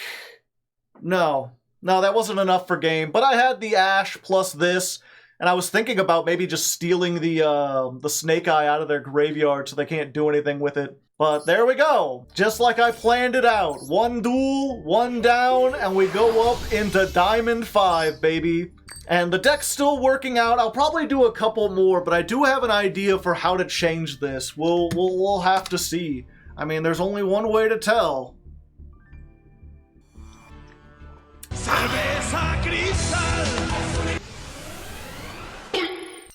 Alright, first match in Diamond. We're going first. We've got the Ash, or the Snash, and we've got Protection. If they hit this, we can still go off. King DTR, thank you for the sub. They didn't hit that, though. Okay, so we're gonna get the field spell. And then at this point, I think we just use this. And this is what I'm thinking of, I just realized I'm too big. This is what I'm thinking of as far as the update to the deck. Going back onto making it slightly less consistent, but if I add in like Droll and Kurikara back in, then I can search them off of this as a target for like if I don't need to use it for Poplar, I could just get more disruption. I think having more of those options will make it much more effective. Okay, and from here it's the same old story, same old story, same old song and dance, my friends! So we'll just skip ahead. And I think now is the optimal time to hit it. Your last chance to look at me, Hector, if you will. No? Or maybe they want me to put this in the back row? That way I can't use it to get rid of the Nibiru token? Oh, it wasn't Nibiru! Yeah, I've got two of these. Might as well keep them off the good one. Okay. Let's go for Amblo Whale. Yeah, I think it's not great. They've kept us off the Appaloosa, which is like most of our engagement, or our interactions, but we still got some pretty good stuff we can do. Especially with all these hand traps. Add one Kashtira. Okay, but you can't summon it is the thing. Oh, I guess you could summon that one. Stake your soul! Reveal one, special summon, I mean... No, I'm gonna have to say no to that one. I don't want you to get the fire guy. Sorry, Vanquish Soul. Yeah, I might as well. I'm not sure if I'll have another chance to do this. Ah, even better. Let's just blank the one draw they get. I will summon it out before Maxi with redundancy. And also, you're not getting your spell trap. Vroom. Bubbled. Alright, they still got 2 more cards. If they've got any of the big well, that's the thing. If they've got any of the big Vanquish Soul bosses, they probably don't have the means to activate them because they only have 2 cards in hand. The best they could hope for is bounce this for Border. Do I have a Dark Monster in the grave? I have Link Haribo. Sure, you can have the Link Haribo. What's the Link 3 they could go into? I just destroy that when they go up there. If I even need to. Oh, just a Promethean of their own. They have no fires in the graveyard. Yeah. I think they were just trying to bait me into hopefully making a Promethean or summoning mine and then allowing them to draw a card, but yeah, it's like, you gotta make something that threatens this board. I got 3,000 beaters. I don't know what you could make that's a Link 3. Like, if you want to make Unicorn and spin one of them away, that's fine. I've still got the other boss monster. We're good. Alright, things have been going very well today. We're on a 4-game win streak and a 5-game heads winning the coin toss streak. There's got to be a better way to phrase that. It's hard to think with a snake on my head. He's a bit heavy. I can feel the weight of his snaky sins. Alright, okay. Alright, okay. I think I should be good as long as this isn't in perm on me exactly. If it's in perm, it sucks because it stops the search and I can't use the thing on the thing. But otherwise, I should be fine. If they Ash, I guess if it's Valor, that also does it. But Ash is fine. So this is a little bit tricky, a little bit unusual. I'm no longer insulated against Nibiru, but it does work like this. Okay, so we put the Poplar down here. Then we use the Ash, send the Poplar off, and we summon Oak. Then we don't use the Poplar effect because we're going to use Oak to bring the Poplar back. Oh, I guess we can. It's any fire monster in your graveyard, right? Yeah. So we use the Oak, but we use it to put the Ash here. So we get that there. We get to summon the Poplar. And then we get the search for the thing. So we can grab this. From there, I think we just do the thing, right?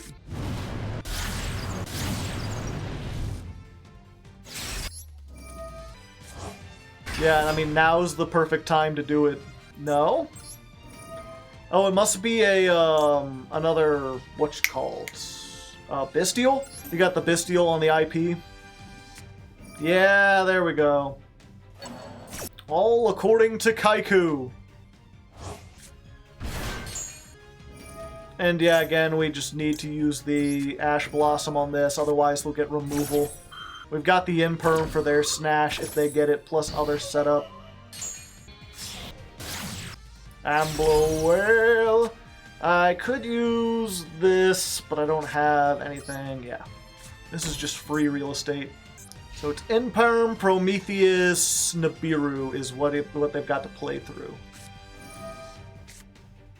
Oh, for some reason I just assumed automatically that they were on Snake Eye, but this could just be like branded.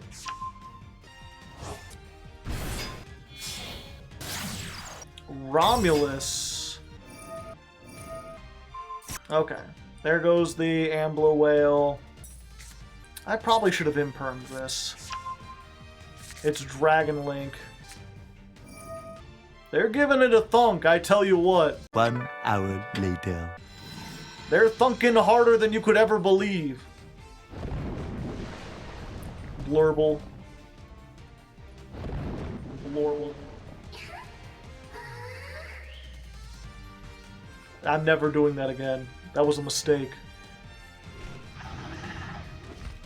Blue Eyes is almost as bad. 2 hours later. I can smell the smoke coming out of their ears. They're trying to process everything.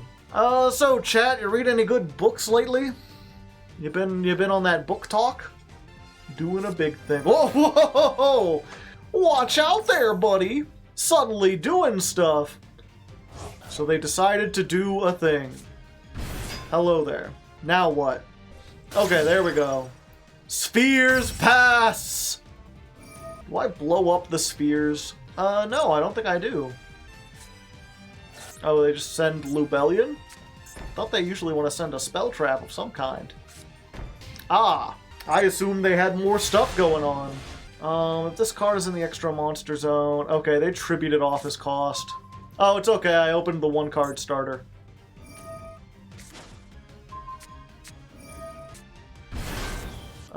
Go Snash. Full combo. Called by the Grave. Alright, sounds good.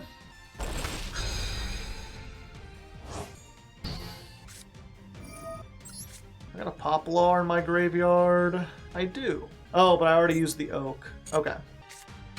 Poplar. I guess we get this one. Shit, I might be in a worse position than I realized. Do I just use this on this to get it in the back row? Or do I just attack over it and save it? Yeah, I guess we just destroy it. Yep, I was so convinced they had other stuff going on. I really should have activated the princess. I didn't think after all that thunkery they would just go for Seal's Pass. I thought they were trying to bait me out. And I need to keep a fire monster so I can use the princess on theirs turn. Send a dragon from the deck to the graveyard. I see. Just one of those days, huh? Yep, unfortunately, this puts me in the same dang old position. Oh, wait, no, I've got this now. Let's try it. We can banish this. We can send that back, unless the other card is the other called by. And we can add a Snash to hand. There we go. Okay, that took way longer than it had any right to be.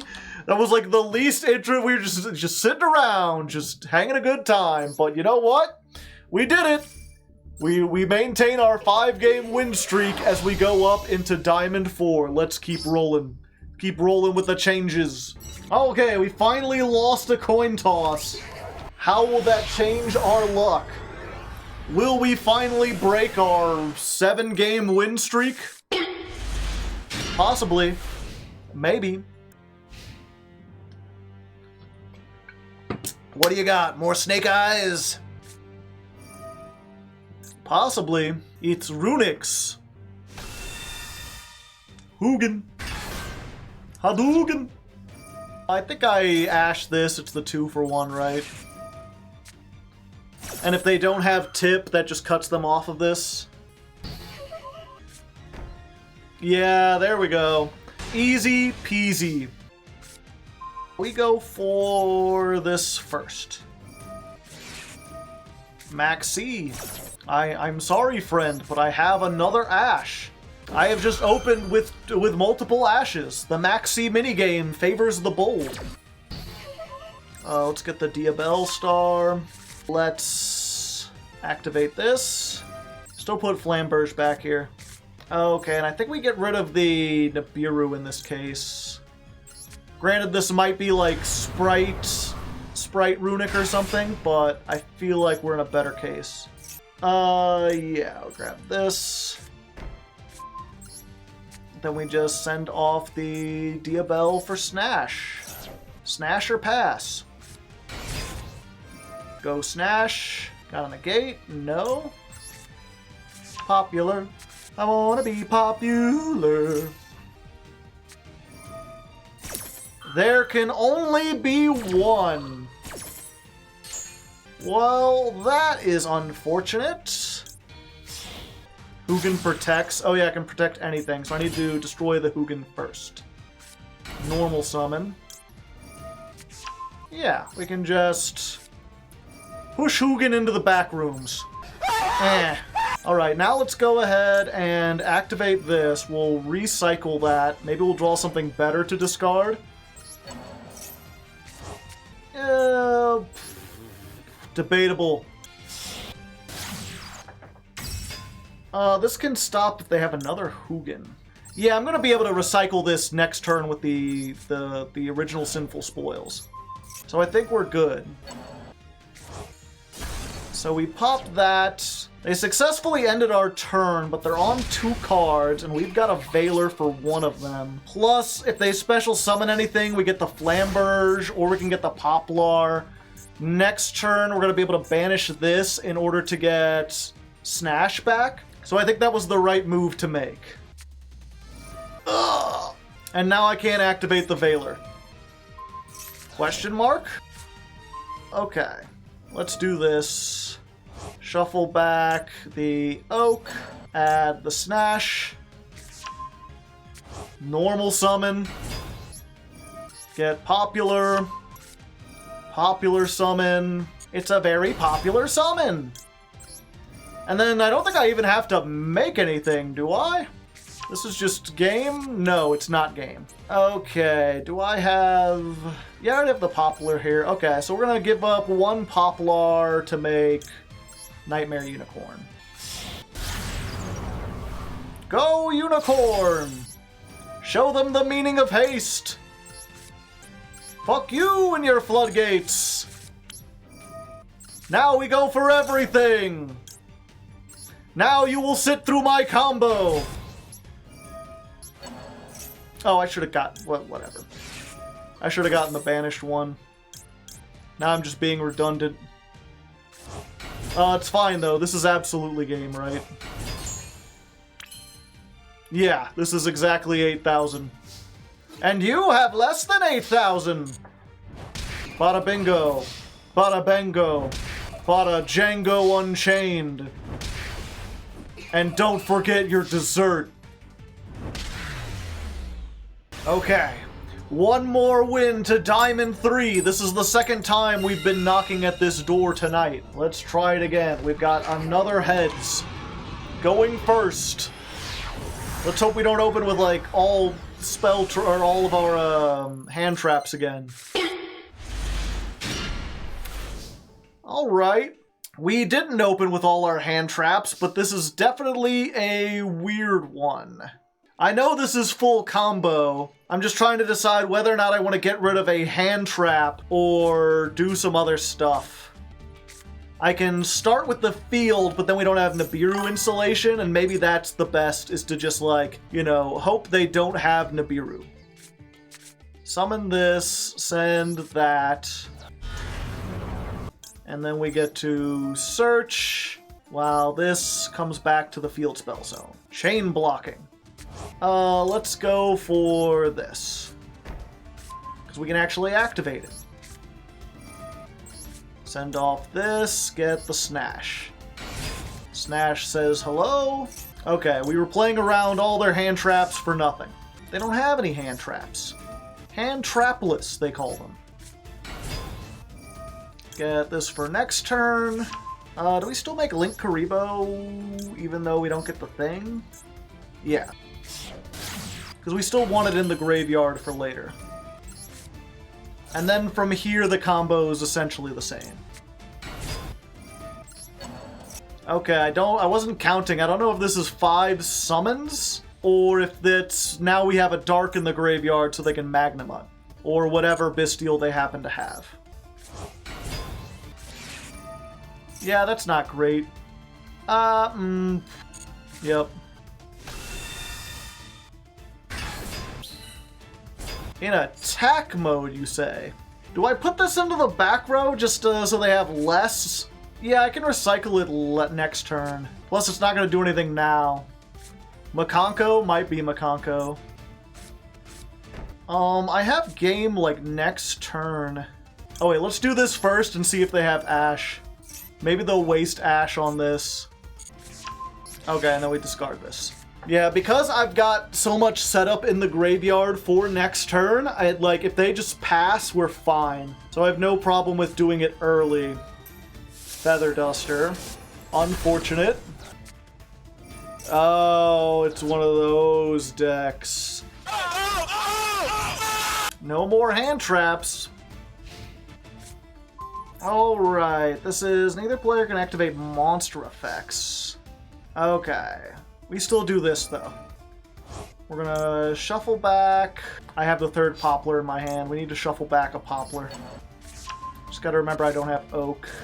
And then let's draw a free card. Maybe we'll draw it. There's always a chance. No. Okay, this is Mirror Force. I'm punished for putting more than one monster on the field. If it's like, magic cylinder that I'm punished for not putting enough monsters on the field. It is monsters equal to the number of extra deck monsters you currently control. Normal Poplar to search it, I can't because I can't activate monster effects. Unless I control an extra deck monster. Once I control an extra deck monster, then I can do it. Special summon, we gotta send the Ash. I need to keep this on the field. Unless the number of cards... Yeah. So I need to send the Ash in order to activate this effect. Judgment.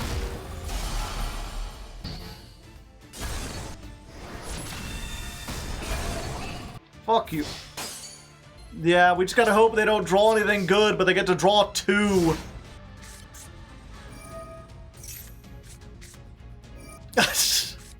They spent a lot of money on this awful deck.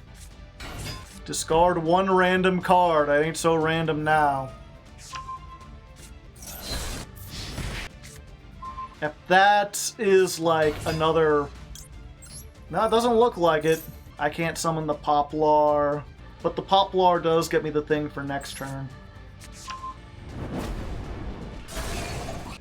Send the Poplar! Summon the Witch! Witch effect. Poplar effect. We get that for whatever bullshit they pull out next time. And then we send off this to get another big thing that they have to beat over. But I saw the Lightning Storm, so I'm putting that in defense position. Put another one of these in there. Fuck, I just realized I could have done a lot more. But I was stupid. Like, I could have popped that other back row. Not that it would matter with the 2 they get next. We're gonna do that, if nothing else, just because it helps. Like, if I can make something that can't be destroyed, like a big access code, then we'll be set. Oh, I could do this too. Yeah, it's twice as good. And yeah, we're just gonna go straight up into access. Even though it won't be as big, I want it to have protection.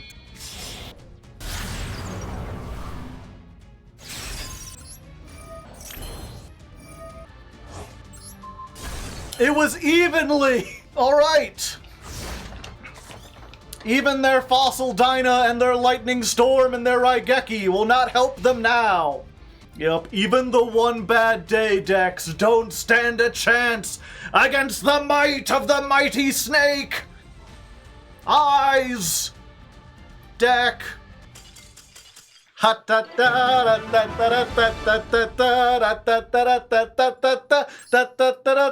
beat the bullshit! And I got a sword. And I got into Diamond 3. Yay. Maybe I should UA, it sounds funny. It's a bit old, unfortunately. It's a bit outdated. I mean, it was never great. There was a brief moment where it might have been Rogue.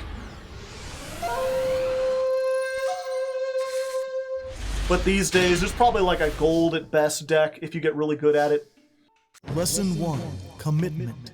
This C teaches you to commit to your play in the hopes your opponent misplays. Alright, let's do this. Go Poplar, grab a card. Oh, you're gonna Ash that too. I was gonna grab the field spell and I could just field spell, set, and pass. Plus, being able to do that, put a monster, means I can wear Arththau. So I can grab one of these for next turn. Yeah, we're just gonna end there. You've got 4 cards and I've got 3 negates. I've got 3 negates and follow up for next turn. I think I'm fine. Unless you're playing something that can't be targeted or you immediately Lightning Storm or evenly matched my board. Alright, so that's pretty much showing that they have the... Maybe they've got 2 Imperms too. You are playing into my Imperm column. Perhaps you also have the Imperm? Lesson 2. Constitution. This C teaches to not disturb the iron will of the duelist. So it's one of those games, is it? I think I do still try to search Poplar. If they do this, yeah, then it's like, well, did you want me to summon or not? I want to watch you stream more, but you stream so late. Also, hi. I have a VOD channel called Raw Hardleg, where you can watch all the streams after the fact. Ash and Graveyard, yeah, but they max seed. I honestly think we're still fine here. We've still got more negates than their body has room for. If they had a starter, they would have used it last time. They clearly don't. And this is like gotta be another imperm. Also, otherwise, why would they play it in the same column? If it's not and they normal summon something, then they're getting cooked. End of the main phase? Sure. Alright, and I guess no other monster in hand, unless they've also sniffed that these are called bys. Lesson 3, Called by the Grave. This C teaches you to always activate the Called by the Grave in your hand when possible. The third max C! So I can't really do anything, though. Like, even if I wanted to, I think we just let that go again. The problem is, if I don't do anything now, then I might run out of stuff. Yeah, let's just set this. Yeah, I guess we should have called by. Yeah, I mean, to be fair, my deck, like, with how many tech cards I've already drawn, the chances that I'll get another Snash or a Diabell Star or something are fairly high. The problem is just running into, like, another Nibiru. If I get, like, Nibiru, and then Ash, and then Max C, like, the chances are almost equally high that I get more tech cards. But I do have 1, 2, 3, 4, 5, 6, 7, 8, 9, 10, 11 starters. At least. Plus where art thou does it too. So 13 starters. Just draw the Snash. What do you got? You've already used all 3 Max C's. You can't Max C again. Don't tell me you got a 4th one somehow. Alright, let's try this again. There we go. Okay. That was... Sometimes patience is a virtue. Alright, we are past our time, but I said once we got a loss, we would stop. And we are on another tear, another win streak. Can we rank up all the way into Diamond 2? Gotta try to go fast and furious. I don't want to mess around with this deck. I could be playing goofy stuff. I've done that previous months. This time, I really do want to just try to speedrun this and see how far we can get. Yeah, we just try this. Try this and see what happens. It appears they've drawn no disruption. So we'll get popular. It's going to be popular. Alright. So Droll. Really not sure why people are playing Droll in this. I feel like it's fairly easy to play through Droll. I mean, obviously it does slow you down. You're not as good.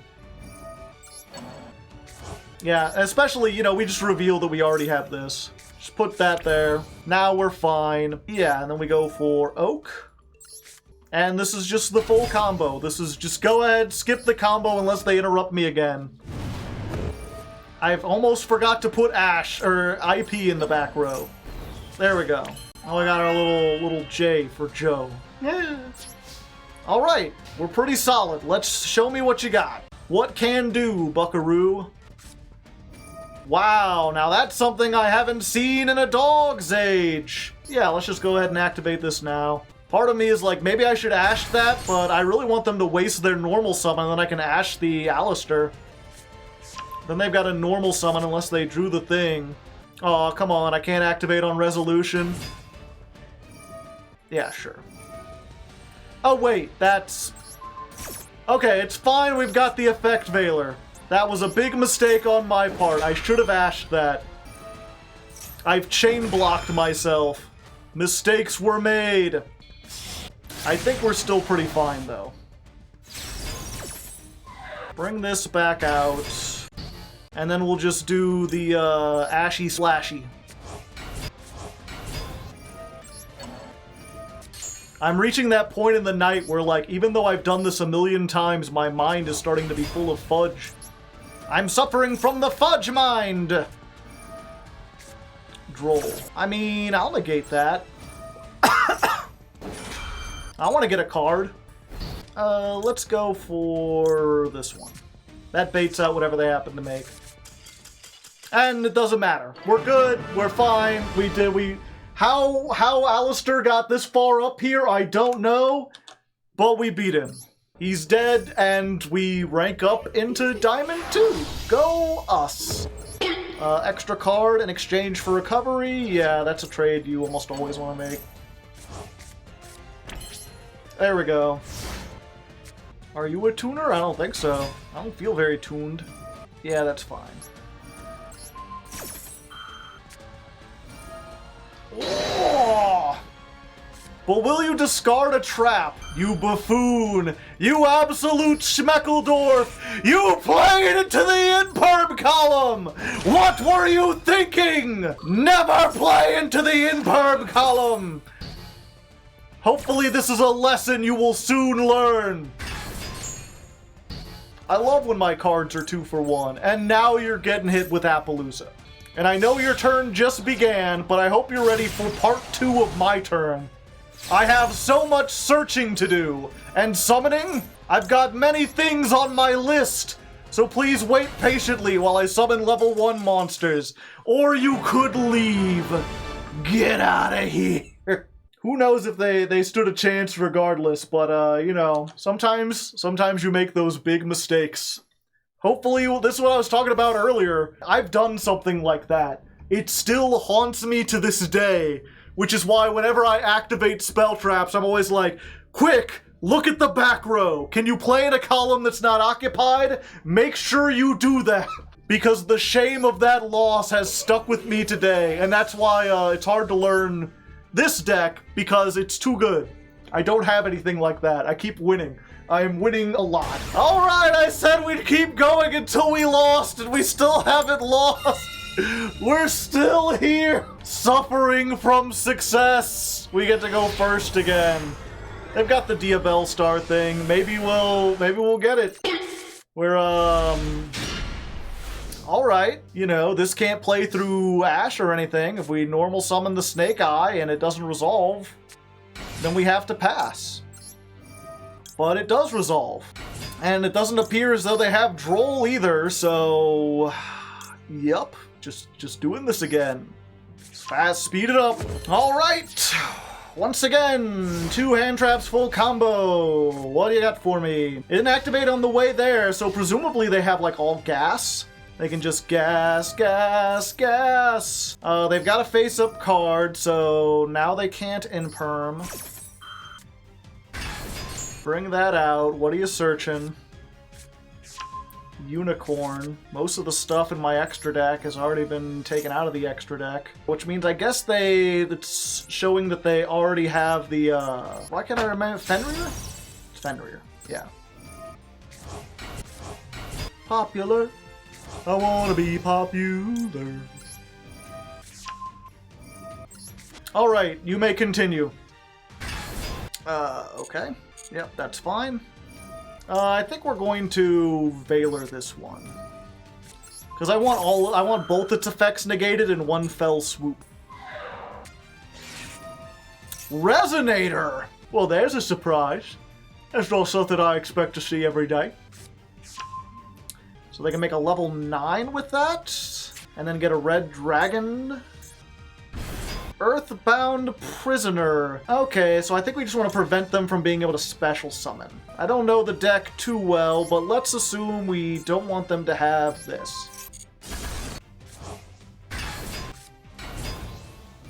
Yeah, let's negate that. Well, that's Barone. Yeah, they've got a Barone now. Because I didn't lock them into the synchros. Will they try to negate this? No, they're fine with that. Okay.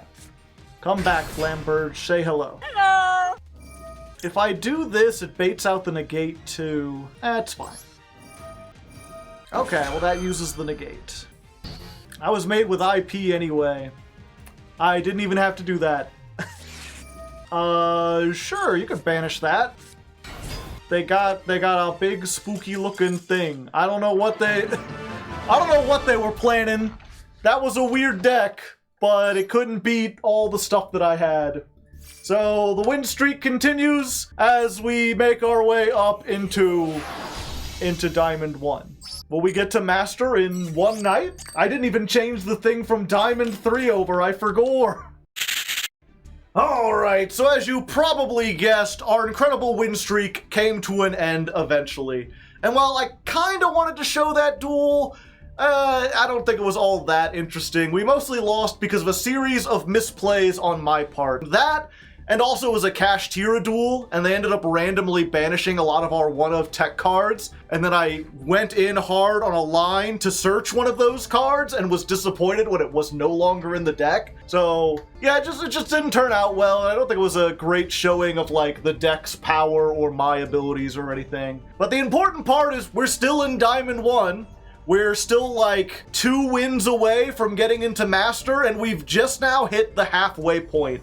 So hopefully we should be able to rush our way all the way up to Master 1. You know, I still thinking about changing the deck, but if it ain't broke, don't fix it. We have one of the best win rates that I've ever had in this series, and it feels weird to get, like, you know, 11 wins in a row followed by 2 losses and be like, oh, we gotta change up the deck to account for that. Like, no, it's functioning as it should. So let's keep going until it stops working. May not make for the most interesting thing, but, you know, you can let me know down in the comments what you think about that. In previous episodes, I would do things like, when I played Tearlament, I started with more goofy versions, and then ended up not making it all the way to the top because I spent too much time just sort of goofing off with stuff. This time, I think I want to try to go in hard with the best version, and then if we end up getting to Master 1 before the end of the month, I can do some bonus duels, I can experiment with some other builds of it, or again, if this starts failing, then we can try experimenting. But until then, let's just jump into it, see how fast we can get up there. Oh yeah, also, short addendum, the Duelist Cup started. The Duelist Cup is underway, so it's possible the climbing will be even easier than it was last time, because all the really good duelists are busy grinding this up. 20 minutes later. Alright, so after all this time, we're finally making a very small change to the deck. We're adding Kurikara back in, and we're taking out 1 Nibiru to make room. This is still a very useful hand trap, but I think it's the least useful, and it's also the most likely to be bricky. And this is something that we've had a couple duels now where we ended up going second, and we had Where Art Thou, and if we could just search Kurikara, we could, like, break the entire board with this alone. And we didn't have anything like that. So far, we've just been using this to get Poplar and Valor. So now we have that option, and I mean, Snake Eyes have ways to search this as well, so it's just even more synergy. So this is deck version 3.25. Let's see how it goes.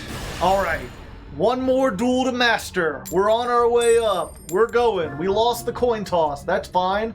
We've lost coin tosses before. No big deal. We just gotta open the hand traps part of our deck. I'm sure we'll be lucky. The snake will guide us. There we go, we got the best hand trap. And that's it. So they better not have Ash, Called By, or the other one. Yeah, we gotta do this now, otherwise they just get a free summon. Go best hand trap in the game! Ah, I see, I see. Alright. Did they just end on Divine Temple and not give me any cards? No, they're giving us at least 1.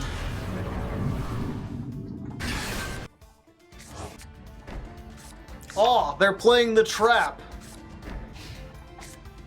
Alright, alright. So we just get our own Diabell Star. Hello there. Give me the searchy search.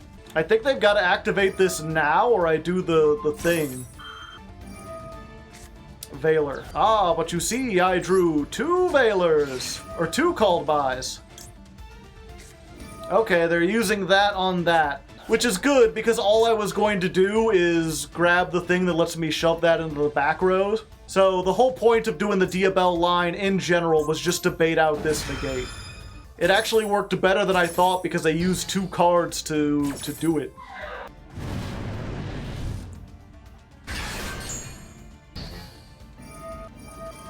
Okay. Just sending the Diabell from your hand. They're hoping I can't OTK them. They've used, I believe, everything, though. And the Zealantis line just, like, does this. Oh fuck, I don't even need the Zealantis line, actually. Where art thou? About to go super hard. Everything on their field activated its effect this turn, didn't it, chat? Yeah, let's just go ahead and show them the power of the ARF. I'll be taking this, thank you. That is a nice board you built there. Be a shame if someone tributed all of it.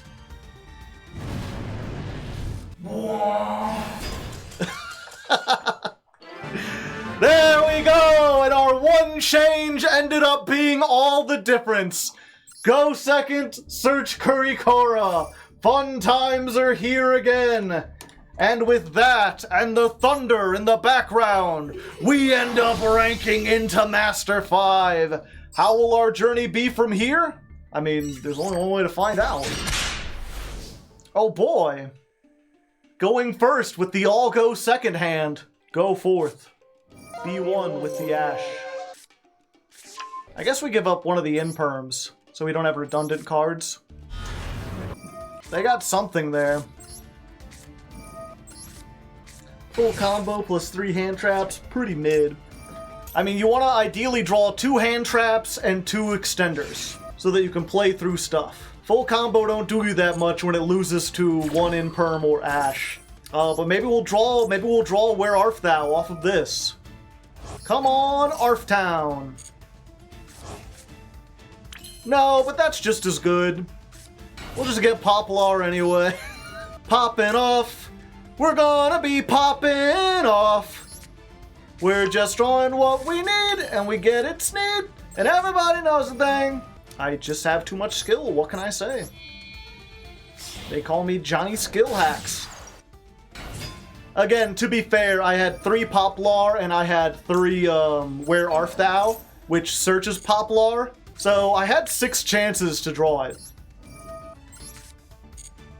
Oh yeah, that was impermed, wasn't it? Yeah, we fine. Shame Scoop, nah, we're still set. Yeah, we're still set. Defense mode. I know how your deck works. Galaxy Trance. If you're wondering why I max seed there, it's because if they had any of the cards that are like, if you control a galaxy, summon this. I wanted to get those before they did the thing. Are they negating this? Why though? Isn't the Link Karibo the thing you have to worry about? Like, this doesn't have an effect during your turn, and it's not an attack mode, and you don't do piercing, I don't think.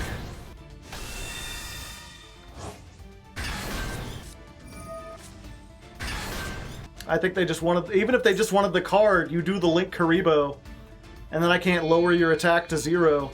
3 level 8s.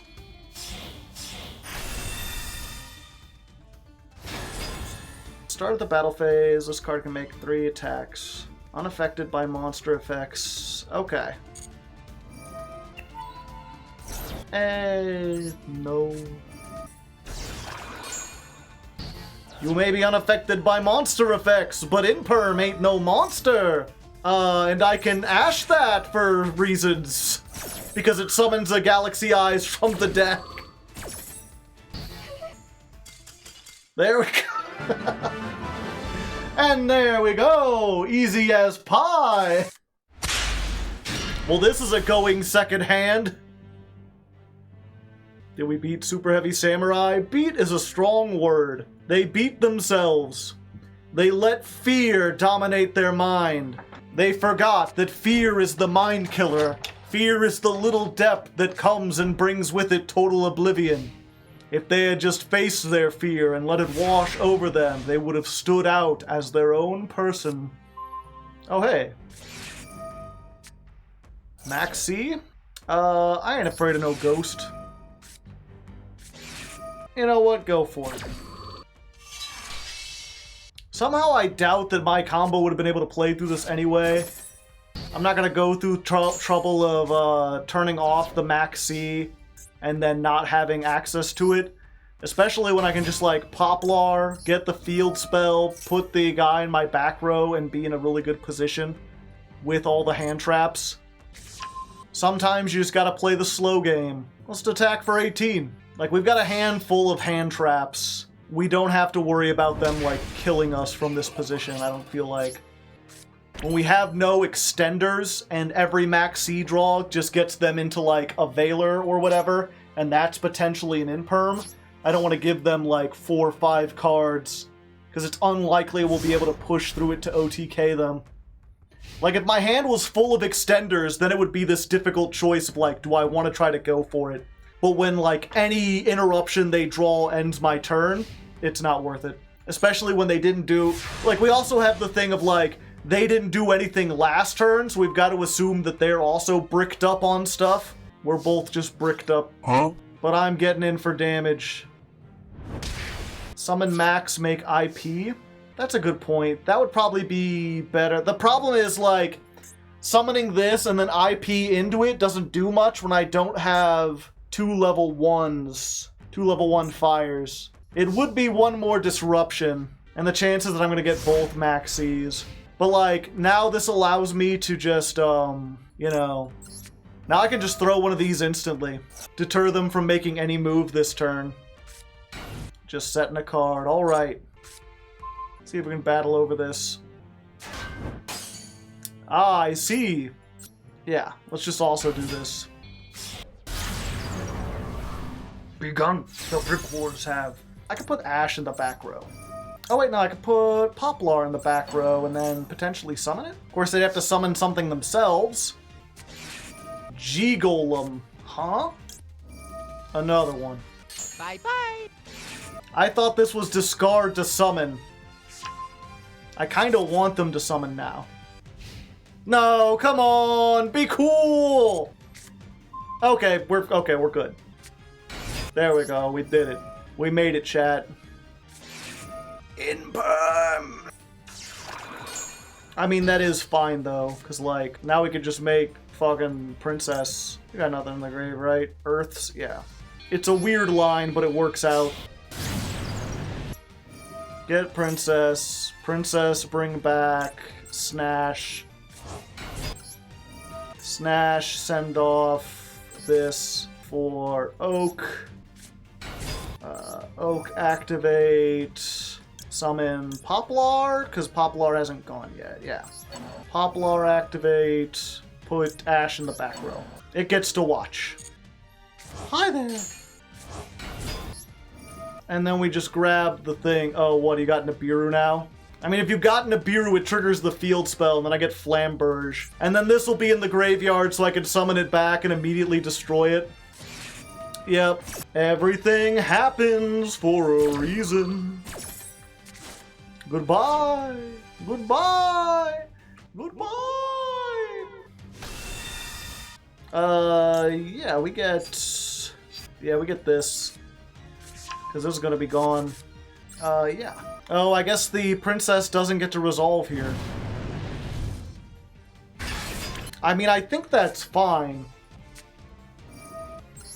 It didn't have a fire to pop. Oh, good point, yeah. 3, 4, yeah. We just move you into the back rooms. Pop. There we go. Brickfest 2024 resolves with us as the victor. And then take 2,000. Oh, hello. It's a snash of your own. No, we'll save that, but we'll use this. Do I use Crossout Designator on Snash? Ooh, they're negating the Flamberge. Sure, why not? Begun the Designator wars have. You want to negate me? I'm going to negate you then. We'll see who gets negooted. I love, this is the Spider-Man meme. This is point, and then they turn point. And 2 of these guys pointing at each other. Alright, off you go. There goes that. Now I can field spell. They got nothing. That's Sinful Spoils. Let's hold. Let's see what they got. Ah, I see, a Birch. Okay, there's Link Karibo. Yeah, that's fine. Link those 2 off for Hita. Alright, and here's where I do this. Hello. You know, my Flamberge is turned off this turn. So let's just go ahead and Nightmare Unicorn. Who needs a rock? Goodbye. I'll remember you in therapy. And now they're going to put Flamberge into the back rooms. What's the last card in hand? Imperm? Called by? If that's called by, they might have something. Unfortunately for them, I've reserved the original Sinful Spoils, so I can just send off this one you put into the back rooms. And that just allows me to get Snash, and Snash gets the other one, and then Flamberge is going to summon 2 from the graveyard. And I think that's probably the end of the game. If you, it's exactly called by. No Flamberge allowed in this duel. All right, touche. I mean, they're dead anyway, but not by Flamberge. Called by is called by. It doesn't quite work that way.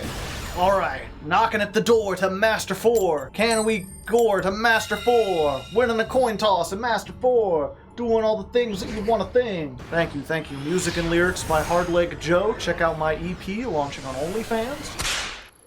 Only my fans like my music. That's why you don't want to draw oak. It's like this doesn't fundamentally change a whole lot. We just end with more pieces on board.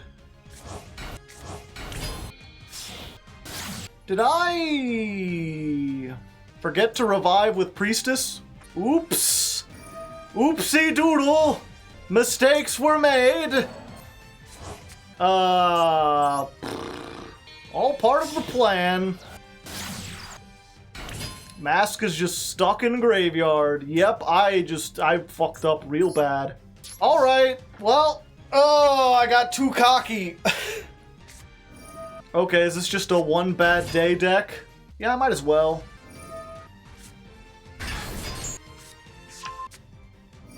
Clockwork Knight.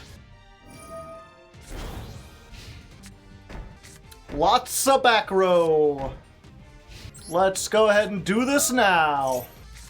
Okay, so they can pop 2 of those with the thing, and if a third one does something... I could have stopped this, perhaps. Oh, wait, I can just... Yeah. Fuck you, man. Safe zone?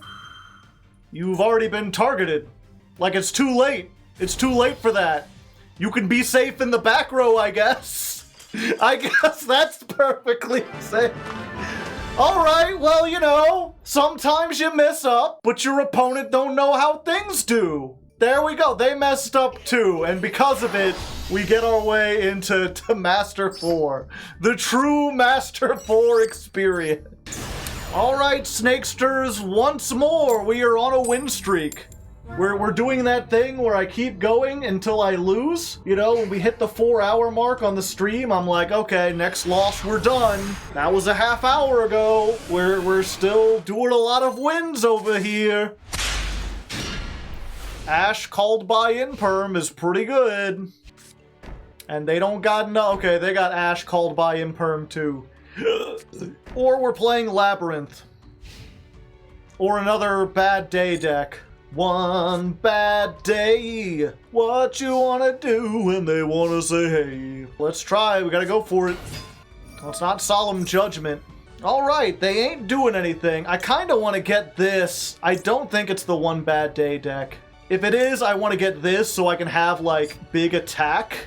But that, like, also just ends my turn there because I have no other extension. This allows me to do stuff. Maxi. I mean... I have the Ash for that.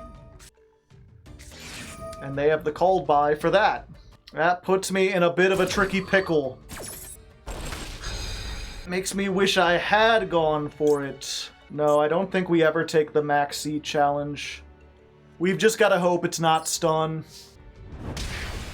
Or if it is stun, we've got to hope that they don't draw, like, I don't know, something stupid.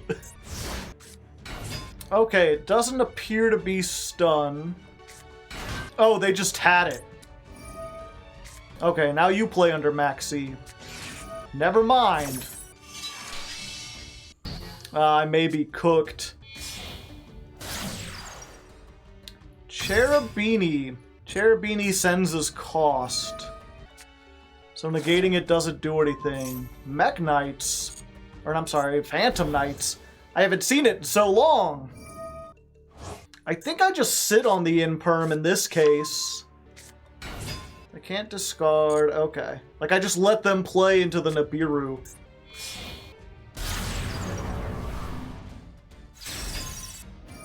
We gotta try it. If we can stop them here, they're cooked. Alright, it's not the Imperm. I wonder what this could be. Fogblade, maybe? You thought I was dead? No, I return as a spell. Honorary Crystal Beast. You know, it's adorable enough to be one. Oh, hey. I like free extra cards. Sure, why not? Howdy doody. Addly diddly diddly. Okay, so we're gonna start with this. Just gonna send this off. And there we go. It's that easy. We did it. We got him. And with that, we rank up into Master 3. We are getting shockingly close to the end. It's gotta get more difficult at some point, right? And here we are, stream number 5. We're almost to the end. We've just got this stream and one more stream to get into Master 1. And I didn't really play over the weekend because we're already shockingly close. We're at Master 3 with like a 71% win rate, which I believe is the highest win rate I've ever had in the history of this show. I really thought that this was going to be like the Tearlament episode, where everyone would be playing the same deck, and every duel would be like a knockout, or a knockdown, drag out, like mirror match.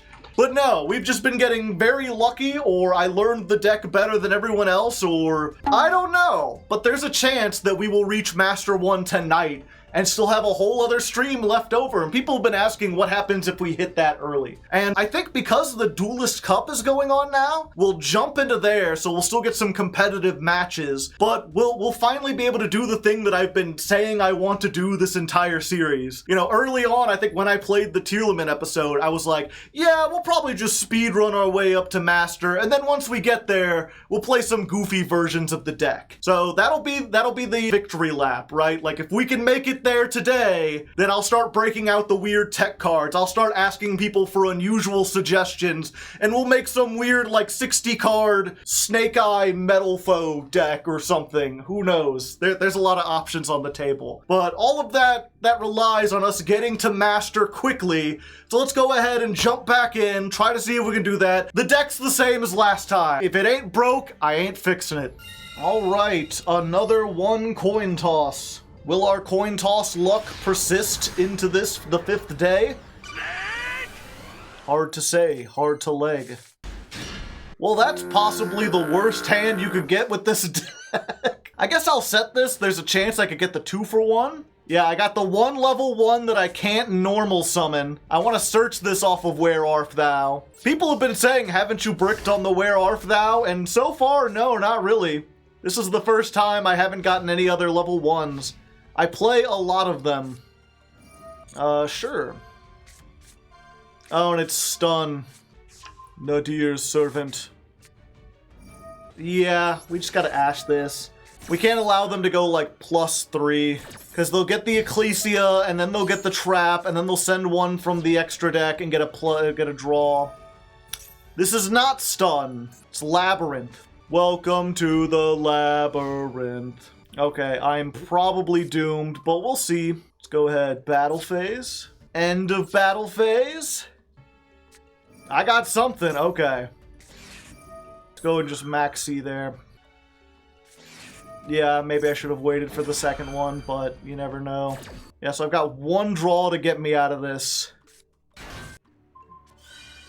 First time here, well, welcome. Golgari. I mean, that's a pretty good draw, I will say. Of course, I've got to hope that this last card isn't anything. Continue your battle step? No, we'll just go to the main phase 2. Well, I can Divicarnate. Do I want to do this now or save it? If they do have a trap, they'll get to draw, or they can only use each effect once per turn. Yeah, they can only use 1 effect per turn. Okay, so we just Snake Eye. Go Snake Eye. Imperm. Unfortunate, but understandable. The cool thing is this is where Art Thou is, like, the most useful, right? Because now I can just, like, activate this and be like, okay, well, I was gonna search this anyway, so, you know, now I'm gonna do that. And then I'll be popular. I wanna be popular. Get the field spell. Or not. They have... No, they don't have a fire in the graveyard. Okay. I mean, this isn't once per turn, so I could add something else. Yeah. Okay, here, 1 second. We're gonna have to do this. Goodbye! I divvy-carnated! Gotta watch out for that. And then we'll make her. That way we have it in the graveyard. No, actually. Oh, and I can put Ash there. And that way I at least have something on the field. Or I'll put divvy-carnate there. It'll be funny. Okay, and then I can bring back the Snash. And then the Snash can send this off. And they just give up because they realize that somehow, despite bricking on 2 Where Art Thou and having them hand trap me twice, I was gonna be able to end on some stuff. How the tables have turned. I was gonna be like, gosh darn it, I won the coin toss, and no, I do got 1 starter. It's like the worst starter. You really don't want to go with Poplar, and if they have any disruption, I can't do anything. But I'll at least have Link Karibo and 3 effect negations.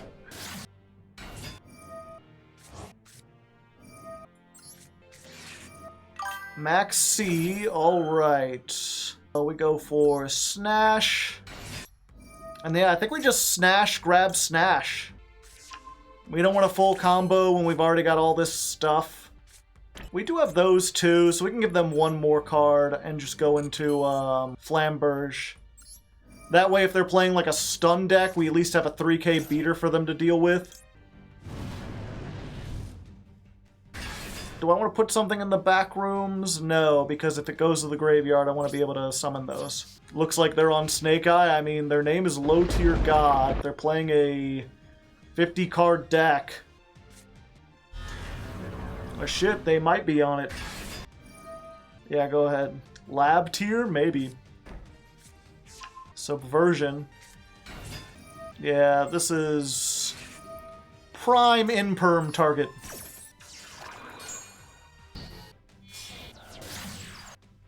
Interesting. Link Karibo. You fool! You absolute Smeckledorf! They put the bubbles and you still played into the in-perm column! Get out of here! You don't deserve to be in Master! Shame concede! Oh, I can feel the pain from here! The torment! Oh, you get two into the moment. I've misplayed like that before, and it's like, oh, ooh, I'd rather step on Legos.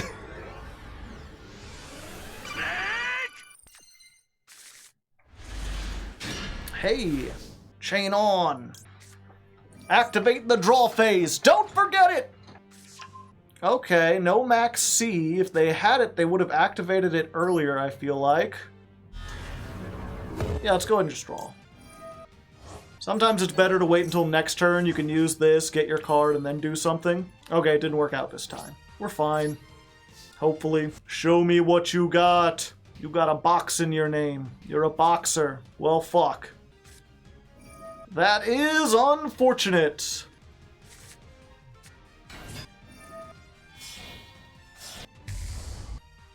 Gurgleon, the Dusk Dragon.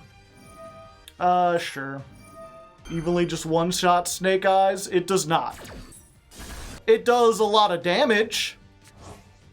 But as you're about to see, we are far from out of this game, chat. They have to have not only something to take care of the field, but the graveyard as well. They're in a better position, and Branded is one of the few decks that can capitalize on that. But, like, we're about to do some shit. Okay, they had something to deal with the graveyard, too. So never mind. Now they have us. What graveyard? If that had resolved, I would have summoned Oak and Ash. Ash search something else. Oak get the Poplar out. Poplar search something. They drew all the answers. Well, it was just 2 cards. And we were talking about that earlier. We're like, if they get evenly in a way to deal with the graveyard, then that deals with everything.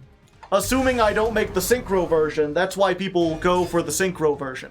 Then they get a Spell Trap and Negate. Then it's a little trickier. Yeah, it is crazy though, in what, a 60-card deck, they happen to get evenly called by. So, like, there's still a chance we can, like, link our way up into something. The fuck is this? For each of your banished, if a monster uses its activated effect to special summon itself or a monster with the same type, you can target one of those special summoned monsters, banish that monster, also banish all cards from the field with the same type. So they have a card that just hard counters this. That's pretty good against this specific deck. Yep, and then they're going to Albaz. At least this isn't banished. There's the Mirror Jade. The Mercator. Banished! Alright, let's see what we draw. Do we have some way to bait this out? Yeah, I guess we threaten battle phase? End of battle phase? Yeah, the problem with this is they might just banish themselves. Because we might need this. Okay. They did not banish themselves. Ooh, activating something else. Alright, more targets for Kurikara. I like this. Alright. Branded in red. Now I'll just go to main phase 2. I should have... I forgot. I was so excited to be able to Kurikara. I was like, I should have impermed this first. Oh, that effect still goes off. Okay, I'm like mega doomed. Where art thou? Grab this. Normal summon. Let's add this. I don't know if they can activate this on resolution to just banish all the pyros. Yes, they can. Oh. But Link Karibo allows me to dodge! I think that's how that works. Let's grab this. Ooh, and then I can Princess. Just get rid of that. At this point, with how much time they've spent on their turn, I think my win condition is running them out of time.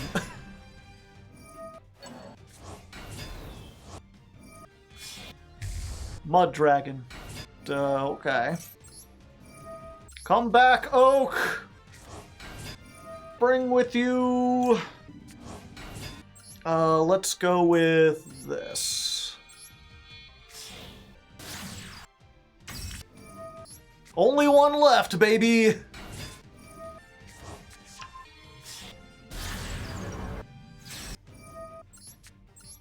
Oh, I can't target their shit, apparently. Oh, that's why they did the Mud Dragon.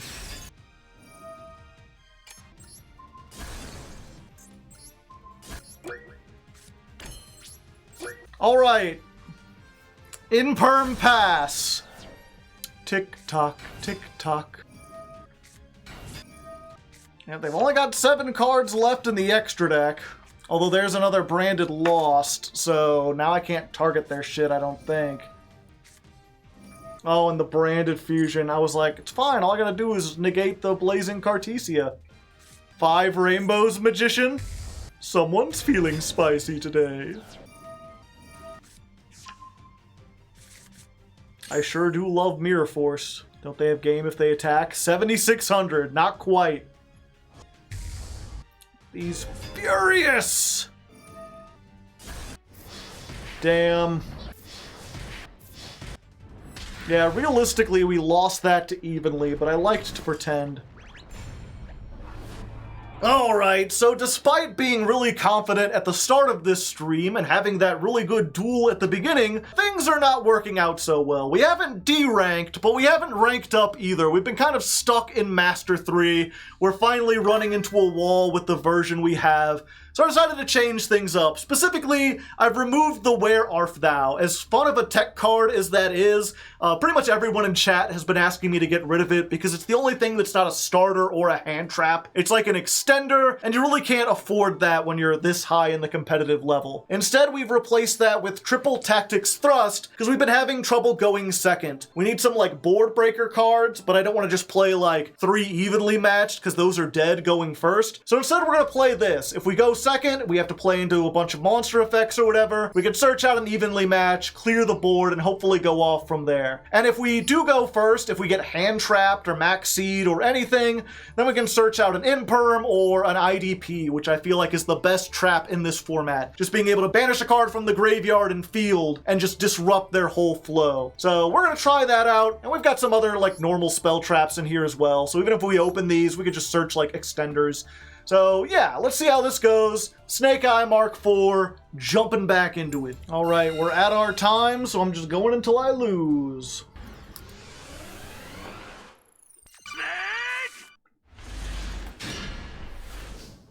All right, this is certainly a hand.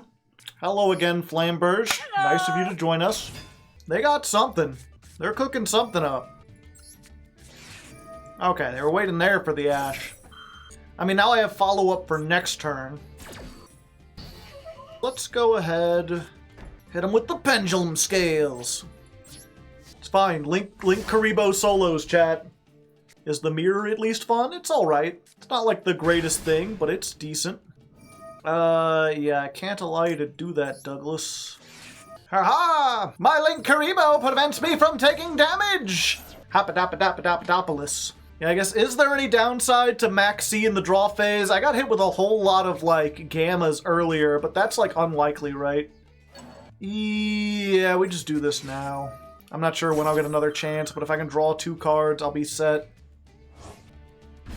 Oh, that's a good one! Caesar? How are you summoning that Caesar? Let's just normal summon. Normal salmon. Yeah, let's grab this. Go ahead. Use the unicorn. I know you want to. Don't you want to use the unicorn? No, you're choosing not to use the unicorn? Yeah, we just add the Poplar. And then we get the summon anyway. Oh, the Maximus. Unfortunately, I have the Royal Ash. Can't be countered, not unless you have a Royal Other card. Bada bingo. Give me the field spell. Put a card face up? Why yes. I'll take this Flamberge out of the deck. Yeah, we send off this. Oh? Nibiru time? Let's find a rock. I mean a big-ass rock. Or maybe something like a cinder block is better. Oh, okay. That's a good one to take out. Summon this from our hand. Let's just assume they don't have it. The rock isn't real. You go to the back rooms. And then summon this. That's 8,000, right? Yeah, it's over 9,000. Because this gets boost because it's a level 1 fire. The rock was real! I was a fool! I was a foolish, foolhardy fool! But now I can activate this, summon you, and then activate this. So we can get these 2 back out. Yep, that's why we play the field spell, is just to play around the rock. We make Hita, the Fire Charmer. We bring back their Ash. I was like, I'll just use this, and then I realized I don't have to use this. We can go into that Celine everyone was telling me about. There you go. Counters. I only have 2. I don't know, everyone told me to go with Celine. I mean, it's fine, I think we still got it. But, you know, we still access code win, yeah. Oh well, we still have lethal, yeah, 5,300 plus 3,000. There we go, we did it. Play through everything and still win. Critter and Snake are good friends. Alright, it's been a long, hard-fought stream, but here we are at a high-stakes battle. They're on a losing streak. We're on a winning streak. We lose the coin toss, but if we win this, we can finally rank up into Master 2. Can't believe we went from like Diamond 3 to Master 3 in one stream, and then this one has taken forever. And wow, that's about as bad as it could. Not only did we open with Flamberge, we opened with both Flamberges. I mean, yeah, we impermed the Snash. That's like the primary target. But hoo boy, are we not in a good way. Double Flamberge. Yep, double. Where art thou? They're using our tech against us. To be fair, they're about to rank down and we're about to rank up, so, you know, I gotta believe getting rid of the Where Arf would have been good. Although, well, now I'm thinking, because this triple tack would have been a Where Arf Thou, I'm curious if that would have gotten us through everything. I mean, to be fair, unless they go off and do, like, the Link combo and end on Barone, I'm pretty sure as soon as they do anything, we can triple tack for evenly matched and just, like, destroy the field. We'll see. Has evenly be good? We haven't had a chance to use it yet. Interesting. Why not put it under the Sunlight Wolf and get a card back? Oh, because you want to do... Well, no, either way, why not get a card back? Misclick, I bet. Likely. Well, I mean, that makes the triple tack a lot easier. You know what I'm saying? Whoa! Ah, okay. Alright, so they're on 4,000, they're using this. Okay, here's what we do, chat. We activate this now. And they ashed it. But do they use the IP now? No. Which is weird, you'd think they would do that. Maybe they're waiting for resolution. Okay, there we go. Alright, so now that they've activated everything, this Karikura goes hard as heck. We're talking heck hardness. Just wait for them to activate everything. You no longer have lethal, don't I? How much does this gain for each monster used? 1,500? So if I Poplar, and they negate, and then it's 15, 30, 6,000, 75 plus 700. So we just normal summon Poplar. They negate with Appaloosa. Cause why wouldn't ya? Oh no! Not my poor Poplar. Anyway, that's a nice field you built there. Be a shame if I tributed all of it! All of it! Every last one of it! Now I think 75 plus 700. Oh, they have Valor. Boo! Damn. Shit was almost cash money. Popular. Sure. We'll put Korikara in here. She can watch. Take the princess. Oh, okay. Well, there you go. That's more than 4,000, right? Bada bingo, bada bango. You know, it wasn't everything I wanted. It would have been nice to hit with the big Kurikara, but you know, Heat of the Fire Charmer comes out on top. And with that, we rank up into Master 2 off of the luckiest. We bricked so bad, and then we got the like really good one-ups, and that's the only reason we survived. The one-up Kurikara, baby. It do everything. It do everything you need. If I was that person, I would be pissed. I would be destroying my own room right now. Here we are, dawn of the final stream. We have one more chance to get into Master 1.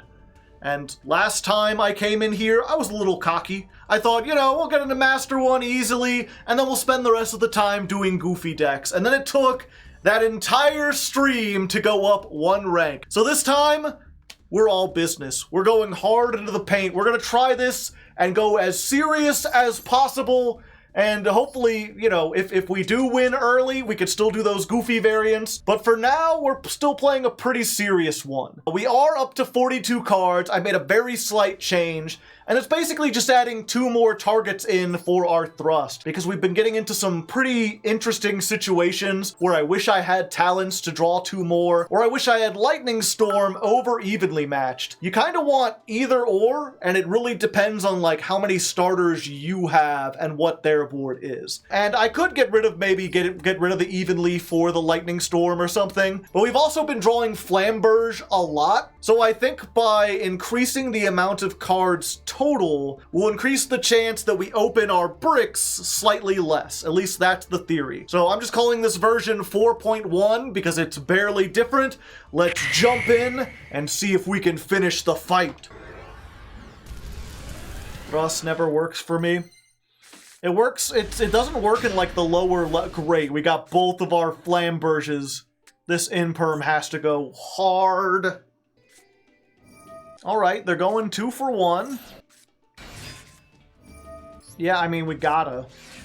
I think they still have full combo if they've opened with Poplar or Diabellstar. Another one. Interesting. That gets Poplar. Maybe you could do it from here? Yeah, I've got 3 copies of Snash, 3 copies of Poplar, 3 copies of Diabellstar, and 3 copies of Sinful Spoils. So 12 cards out of 37. Almost a third of the deck. Have the mirrors been fun? They can be fun. They can be really, like, interesting when you both get set up. The problem with Snake Eye versus Tearlament, right, is that Tearlament, it feels like when that deck was being played, because both players were milling so much, even though there's always an element of luck, you were going to see, like, the majority of your deck during every turn anyway. There was nothing they could do to stop you. It was just about deciding when to use your stuff. So that's why it felt really skillful. Snake Eye, not so much, because sometimes, you know, instead of opening 2 starters, I opened the 2 bricks. There are some hands where it's just like, yeah, they have the advantage. Like, that was the previous one. I got double impermed and it pretty much just ended my turn. Whereas, like, I had an Ash. I had an Ash and a Veiler, but they had double imperm, and that was better. Alright, we got a starter. And we get to activate this before they do all their shenanigans. And then when they do activate all their shenanigans, we get stuff. Let's grab Kurikara. Be like, go ahead. Oh, you don't want to use IP right here? Anyway, let's thrust. Maxi. Well, now I really don't want to combo off. Yeah, let's get the triple tack. Set it? No. Crash Snake evenly, they just keep the Flamberge and they don't do anything. Talents. We take 1 monster. Interesting. Now the funny play here is Nightmare Unicorn spin itself back so I don't have anything. Ah, someone just mentioned this. It doesn't target! And they didn't activate the Flamberge in the graveyard. And then they've got recovery next turn. Touché. I didn't think that they had that. I didn't play around the IP into the Underworld Goddess. Got our Oak again. Got 3 hand traps. Okay. Gotcha. No. No, I don't want you to do that. Alright. Now I just need to get a starter, actually. I'm a little sad. Do I want to Oak just to destroy that? Sure. Just get this off the field. This has more attack than, Oh, I just realized I could have used Cross Out Oh wait, no, that wouldn't have done anything because it would have been negated. Yeah. I could have set cross out and waited until next turn and then activated it their end phase. Yeah, it'd be negated. Okay, good. I'm glad we kept the Oak. I was like, do we make Link Karibo? But the answer is no. Special summon. We go for this. They're cooking something up. Yeah, as much as I want this, we're going this way. Keep the Oak. I'm just trying to decide, do we use the Ash now? I think we use the cross out while we have the chance. Haha! There's a chance they Veiler this, and then we should have used the Ash. Gamma. Yeah, we'll have nothing on the field, so we've got to Gamma this. Gamma's not once per turn, though. Another one. They had a second Gamma! 2 Gammas in hand! Gee, Billy! No wonder they bricked! Wait, what's happening? Oh, they Gamma'd themselves! They Gamma'd themselves to negate their own Gamma! So this still resolves. Very strange indeed. Place a face-up card, yeah. Okay, I think it's over from here. Cambo time. I mean, there's always a chance they have Nibiru. Our Gamma. Slurp, yeah.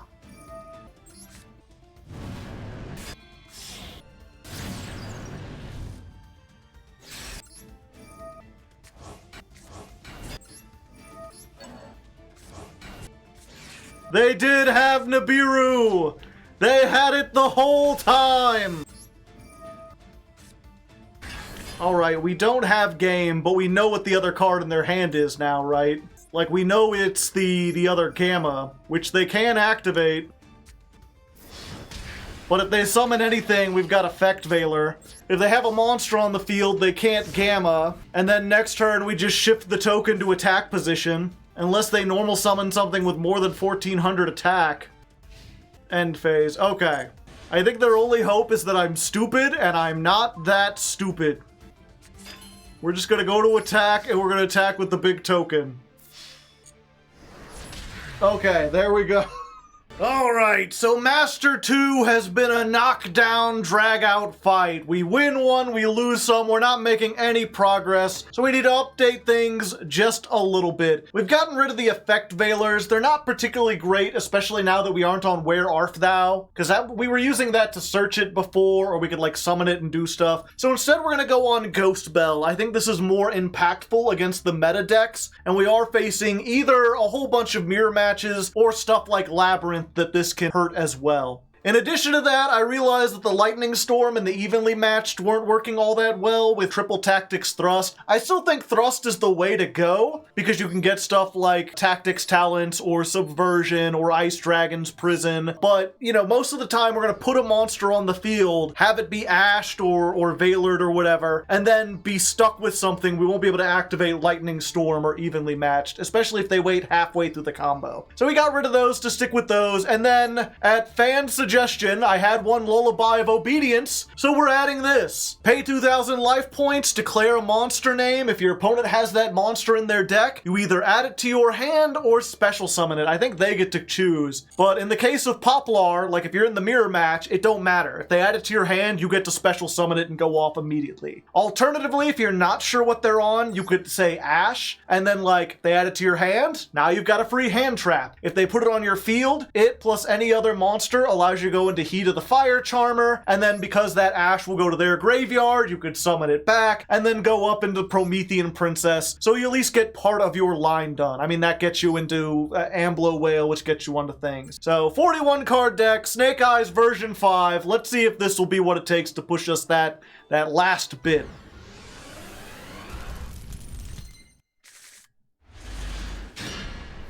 I've got nothing, no interaction at all. Oh? Huh. That's unusual. Yeah, we just do this. I guess this allows them to get something back. better than Amblo Whale. We summon this, discard this one.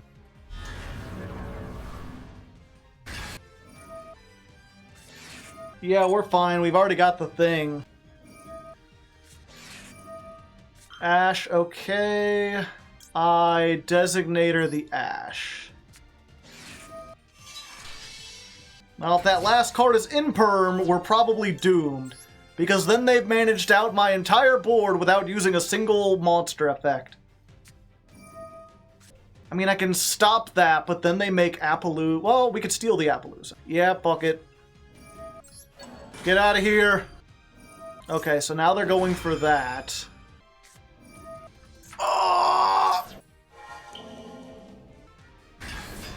So how did they get to this? What was the hand?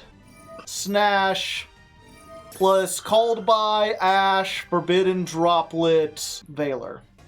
And then they add the Ash. They already used Ash this turn though, right? Yeah, they can't even use it. Sojover, not necessarily. There is one line that I think gets us out of here. Hold! Appo. Okay, so we thrust here. We have to grab the triple tack. We use the triple tack to take the Appo. So we get the Appaloosa. Then we use these two to make Hita the Fire Charmer. Oh yeah, they still have the Princess. But wait, doesn't this let me... How much defense does Poplar have? Have I normal summoned already? Yeah. Get the Oak. Normal summon the Oak. Activate. Get back. Ash.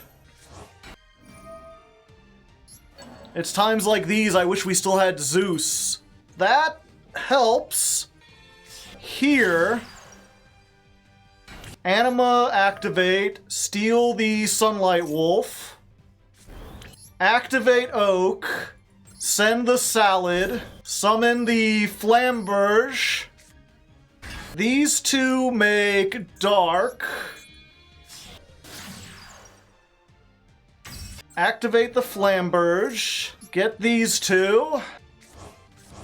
Dark Effect. Steal Masquerena. Masquerena and Oak.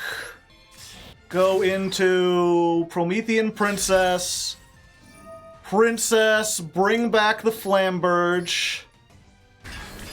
8,300. Last card. Put the princess into the back row. Puzzle solved. To the battle phase. Let's go, baby. And this is where the mirror match could be really interesting. Holy fuck.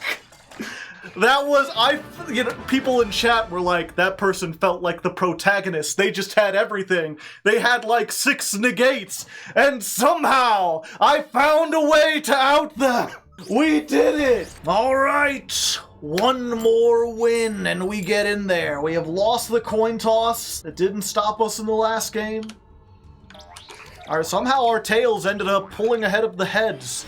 But if we can get this, we got it. We're so close. It's taken almost all our time. Okay, 2 hand traps, 1.5 starters. Hand trap insurance. They're not the best hand traps, but we might be able to do this. I've learned I've got to do this, even if it sucks. They can get too much advantage over it. If they get Birth on the field, I'm doomed. Especially with this hand. They get to take something out of the extra deck, which sucks. Probably just the Princess. Yep, goodbye, Princess. Hero Kid. So this is not Kash Eye. Wait, when this card is special summoned. Sprite Elf.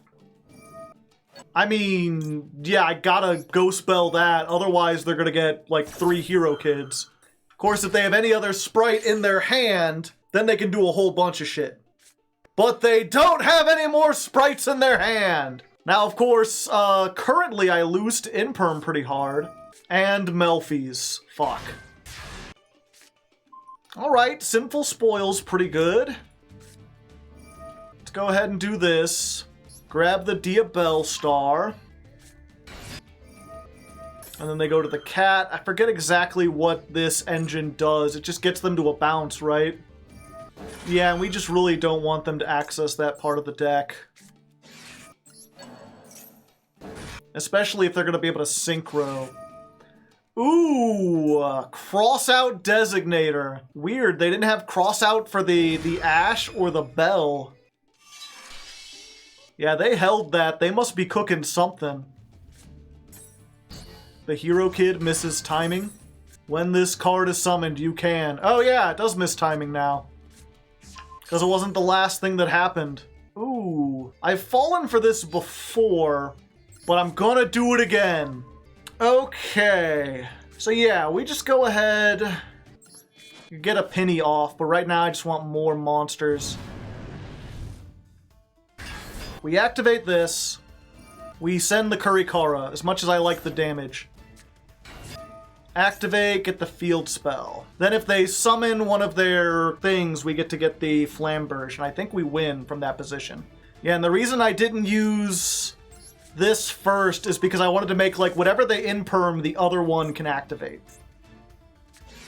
Imperm now. Alright. Okay, so we activate this, put the Flamberge. Let's go ahead and make Hida. Well, I guess we can make Hida with Link Karibo too. We should get this in the graveyard. Oh, I don't have Fire Princess minus Banished. Yeah, good point.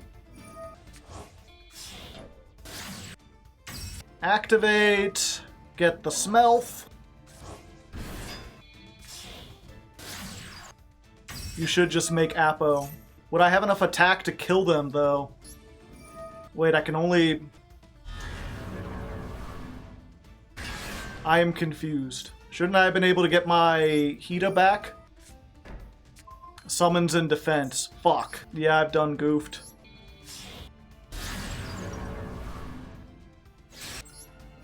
Okay. Okay, we got this. We banish the Selene. We pop this. And I can't target my own monsters. Fuck. God damn it. I've made it all this way and I haven't learned a thing. We gotta hope this is enough. Why did I put this in the back row? Because I thought I was winning. I should have put the other thing in the back row. I was preparing so hard. Yes! Go for your Sprite Elf again! They really want those Hero Kids, and I really don't want them to have the Hero Kids. They've been Schmeckeldorfed two turns in a row now. I'm so glad I traded out the Veilers for the Bells! Yeah! Oh! If that ain't just like the epitome of me playing Snake Eyes, I stumble through everything, I mess up all my combos, but I got the good hand trap, so I won. Holy shit. I stumble my way into Master 1 like a drunken idiot, get my things, and there we go. I have reached the highest rank. And with that, ladies and non-ladies, we reach the conclusion of this episode. In the end, we were able to make it all the way to Master 1, and though large segments of the climb were exceptionally easy, we didn't exactly speedrun our way to the top either. That last week in particular was a lot more difficult than the middle. And yeah, we were in higher ranks facing more experienced opponents, but even accounting for that, those last two streams were a big jump in difficulty. And I think I have a theory about why. You see, I always kind of knew that timing had a big impact on how effective a deck was, but I don't think I realized just how huge a role it played until this month. Like, early in the month, I could make a ton of mistakes and still win just because Snake Eyes was so new that no one really understood how to fight it. People hadn't experienced the combos a million times yet, so they didn't know how to take advantage of my misplays. I feel like I only really hit a brick wall in week 3 because that's how long it took people to really learn the matchup. So even though there were no new cards released and no ban list in that time, the deck got worse simply because the duelist I was facing now understood its weaknesses and how to exploit them better. And I mean, don't get me wrong, Snake Eyes is still incredibly strong. That surprise factor of playing something new only really had such a big impact because the deck was so powerful. But I feel like I really watched the Master Duel community learn Snake Eyes in real time. And I'm glad I got to experience that, because I think it'll give me a better understanding of how to combat meta decks in the future. But anyway, now that it's the end of the month and the end of the episode, let's take a moment to look back over our statistics for March of 2024. I ended up playing 127 duels with Snake Eyes and made it to Master 1. We won 85 of those duels and lost 42, which gives this deck an overall win rate around 67%. This is kind of impressive, considering we ended up losing more coin tosses than we won. We went through 5 builds during our time before ending on the pure list behind me, which contains just 2 common cards, 9 super rare cards, and a whopping 45 ultra rare cards. Despite that, I spent just 11,000 gems on this month's deck, which would cost about $142 if you bought them all at the store at the standard price. Finally, all of this would not have been possible without 392 awesome patrons who helped support the channel. 31 of those patrons donated $25 or more this month, so I'd like to take a moment to thank them personally. Their names are Davon Crushin, Cat Monarch, Frankly I'm a Person, Shadow 1317, Uber Super Sloth, Austin Glover, Chris W, Ya Boy Slurp, Barbarians Are Us, Boomer Noob, Clockswork, Dallas Visagi, Default Titan 97, Dancing Joker, Elance, Emperor Lelouch, Inge Magnus, Jeff M, JJ Squirtle, Koro, Matt, MBT Yugioh, Nathan, Gnawdog the Razor, Quintingent, Ryan Hudson, Sanguine Strawberry, Spooky, Taylor, Tengen Toppin Bob Ross, and Viscount Billy Esquire. If you'd like to join them, there's a Patreon link in the description. Just $1 gets you on the Discord, $25 gets your name in the credits, and for $10, you can get a special role that allows you to vote on what I play next. Speaking of which, next time on Ladder Climb, we'll be racing to the top with Gold Pride. If you want to see me attempt this in real time, you can follow me over at twitch.tv/Hardleg Gaming, where I stream most of my duels. Otherwise, until next time, good luck and have fun.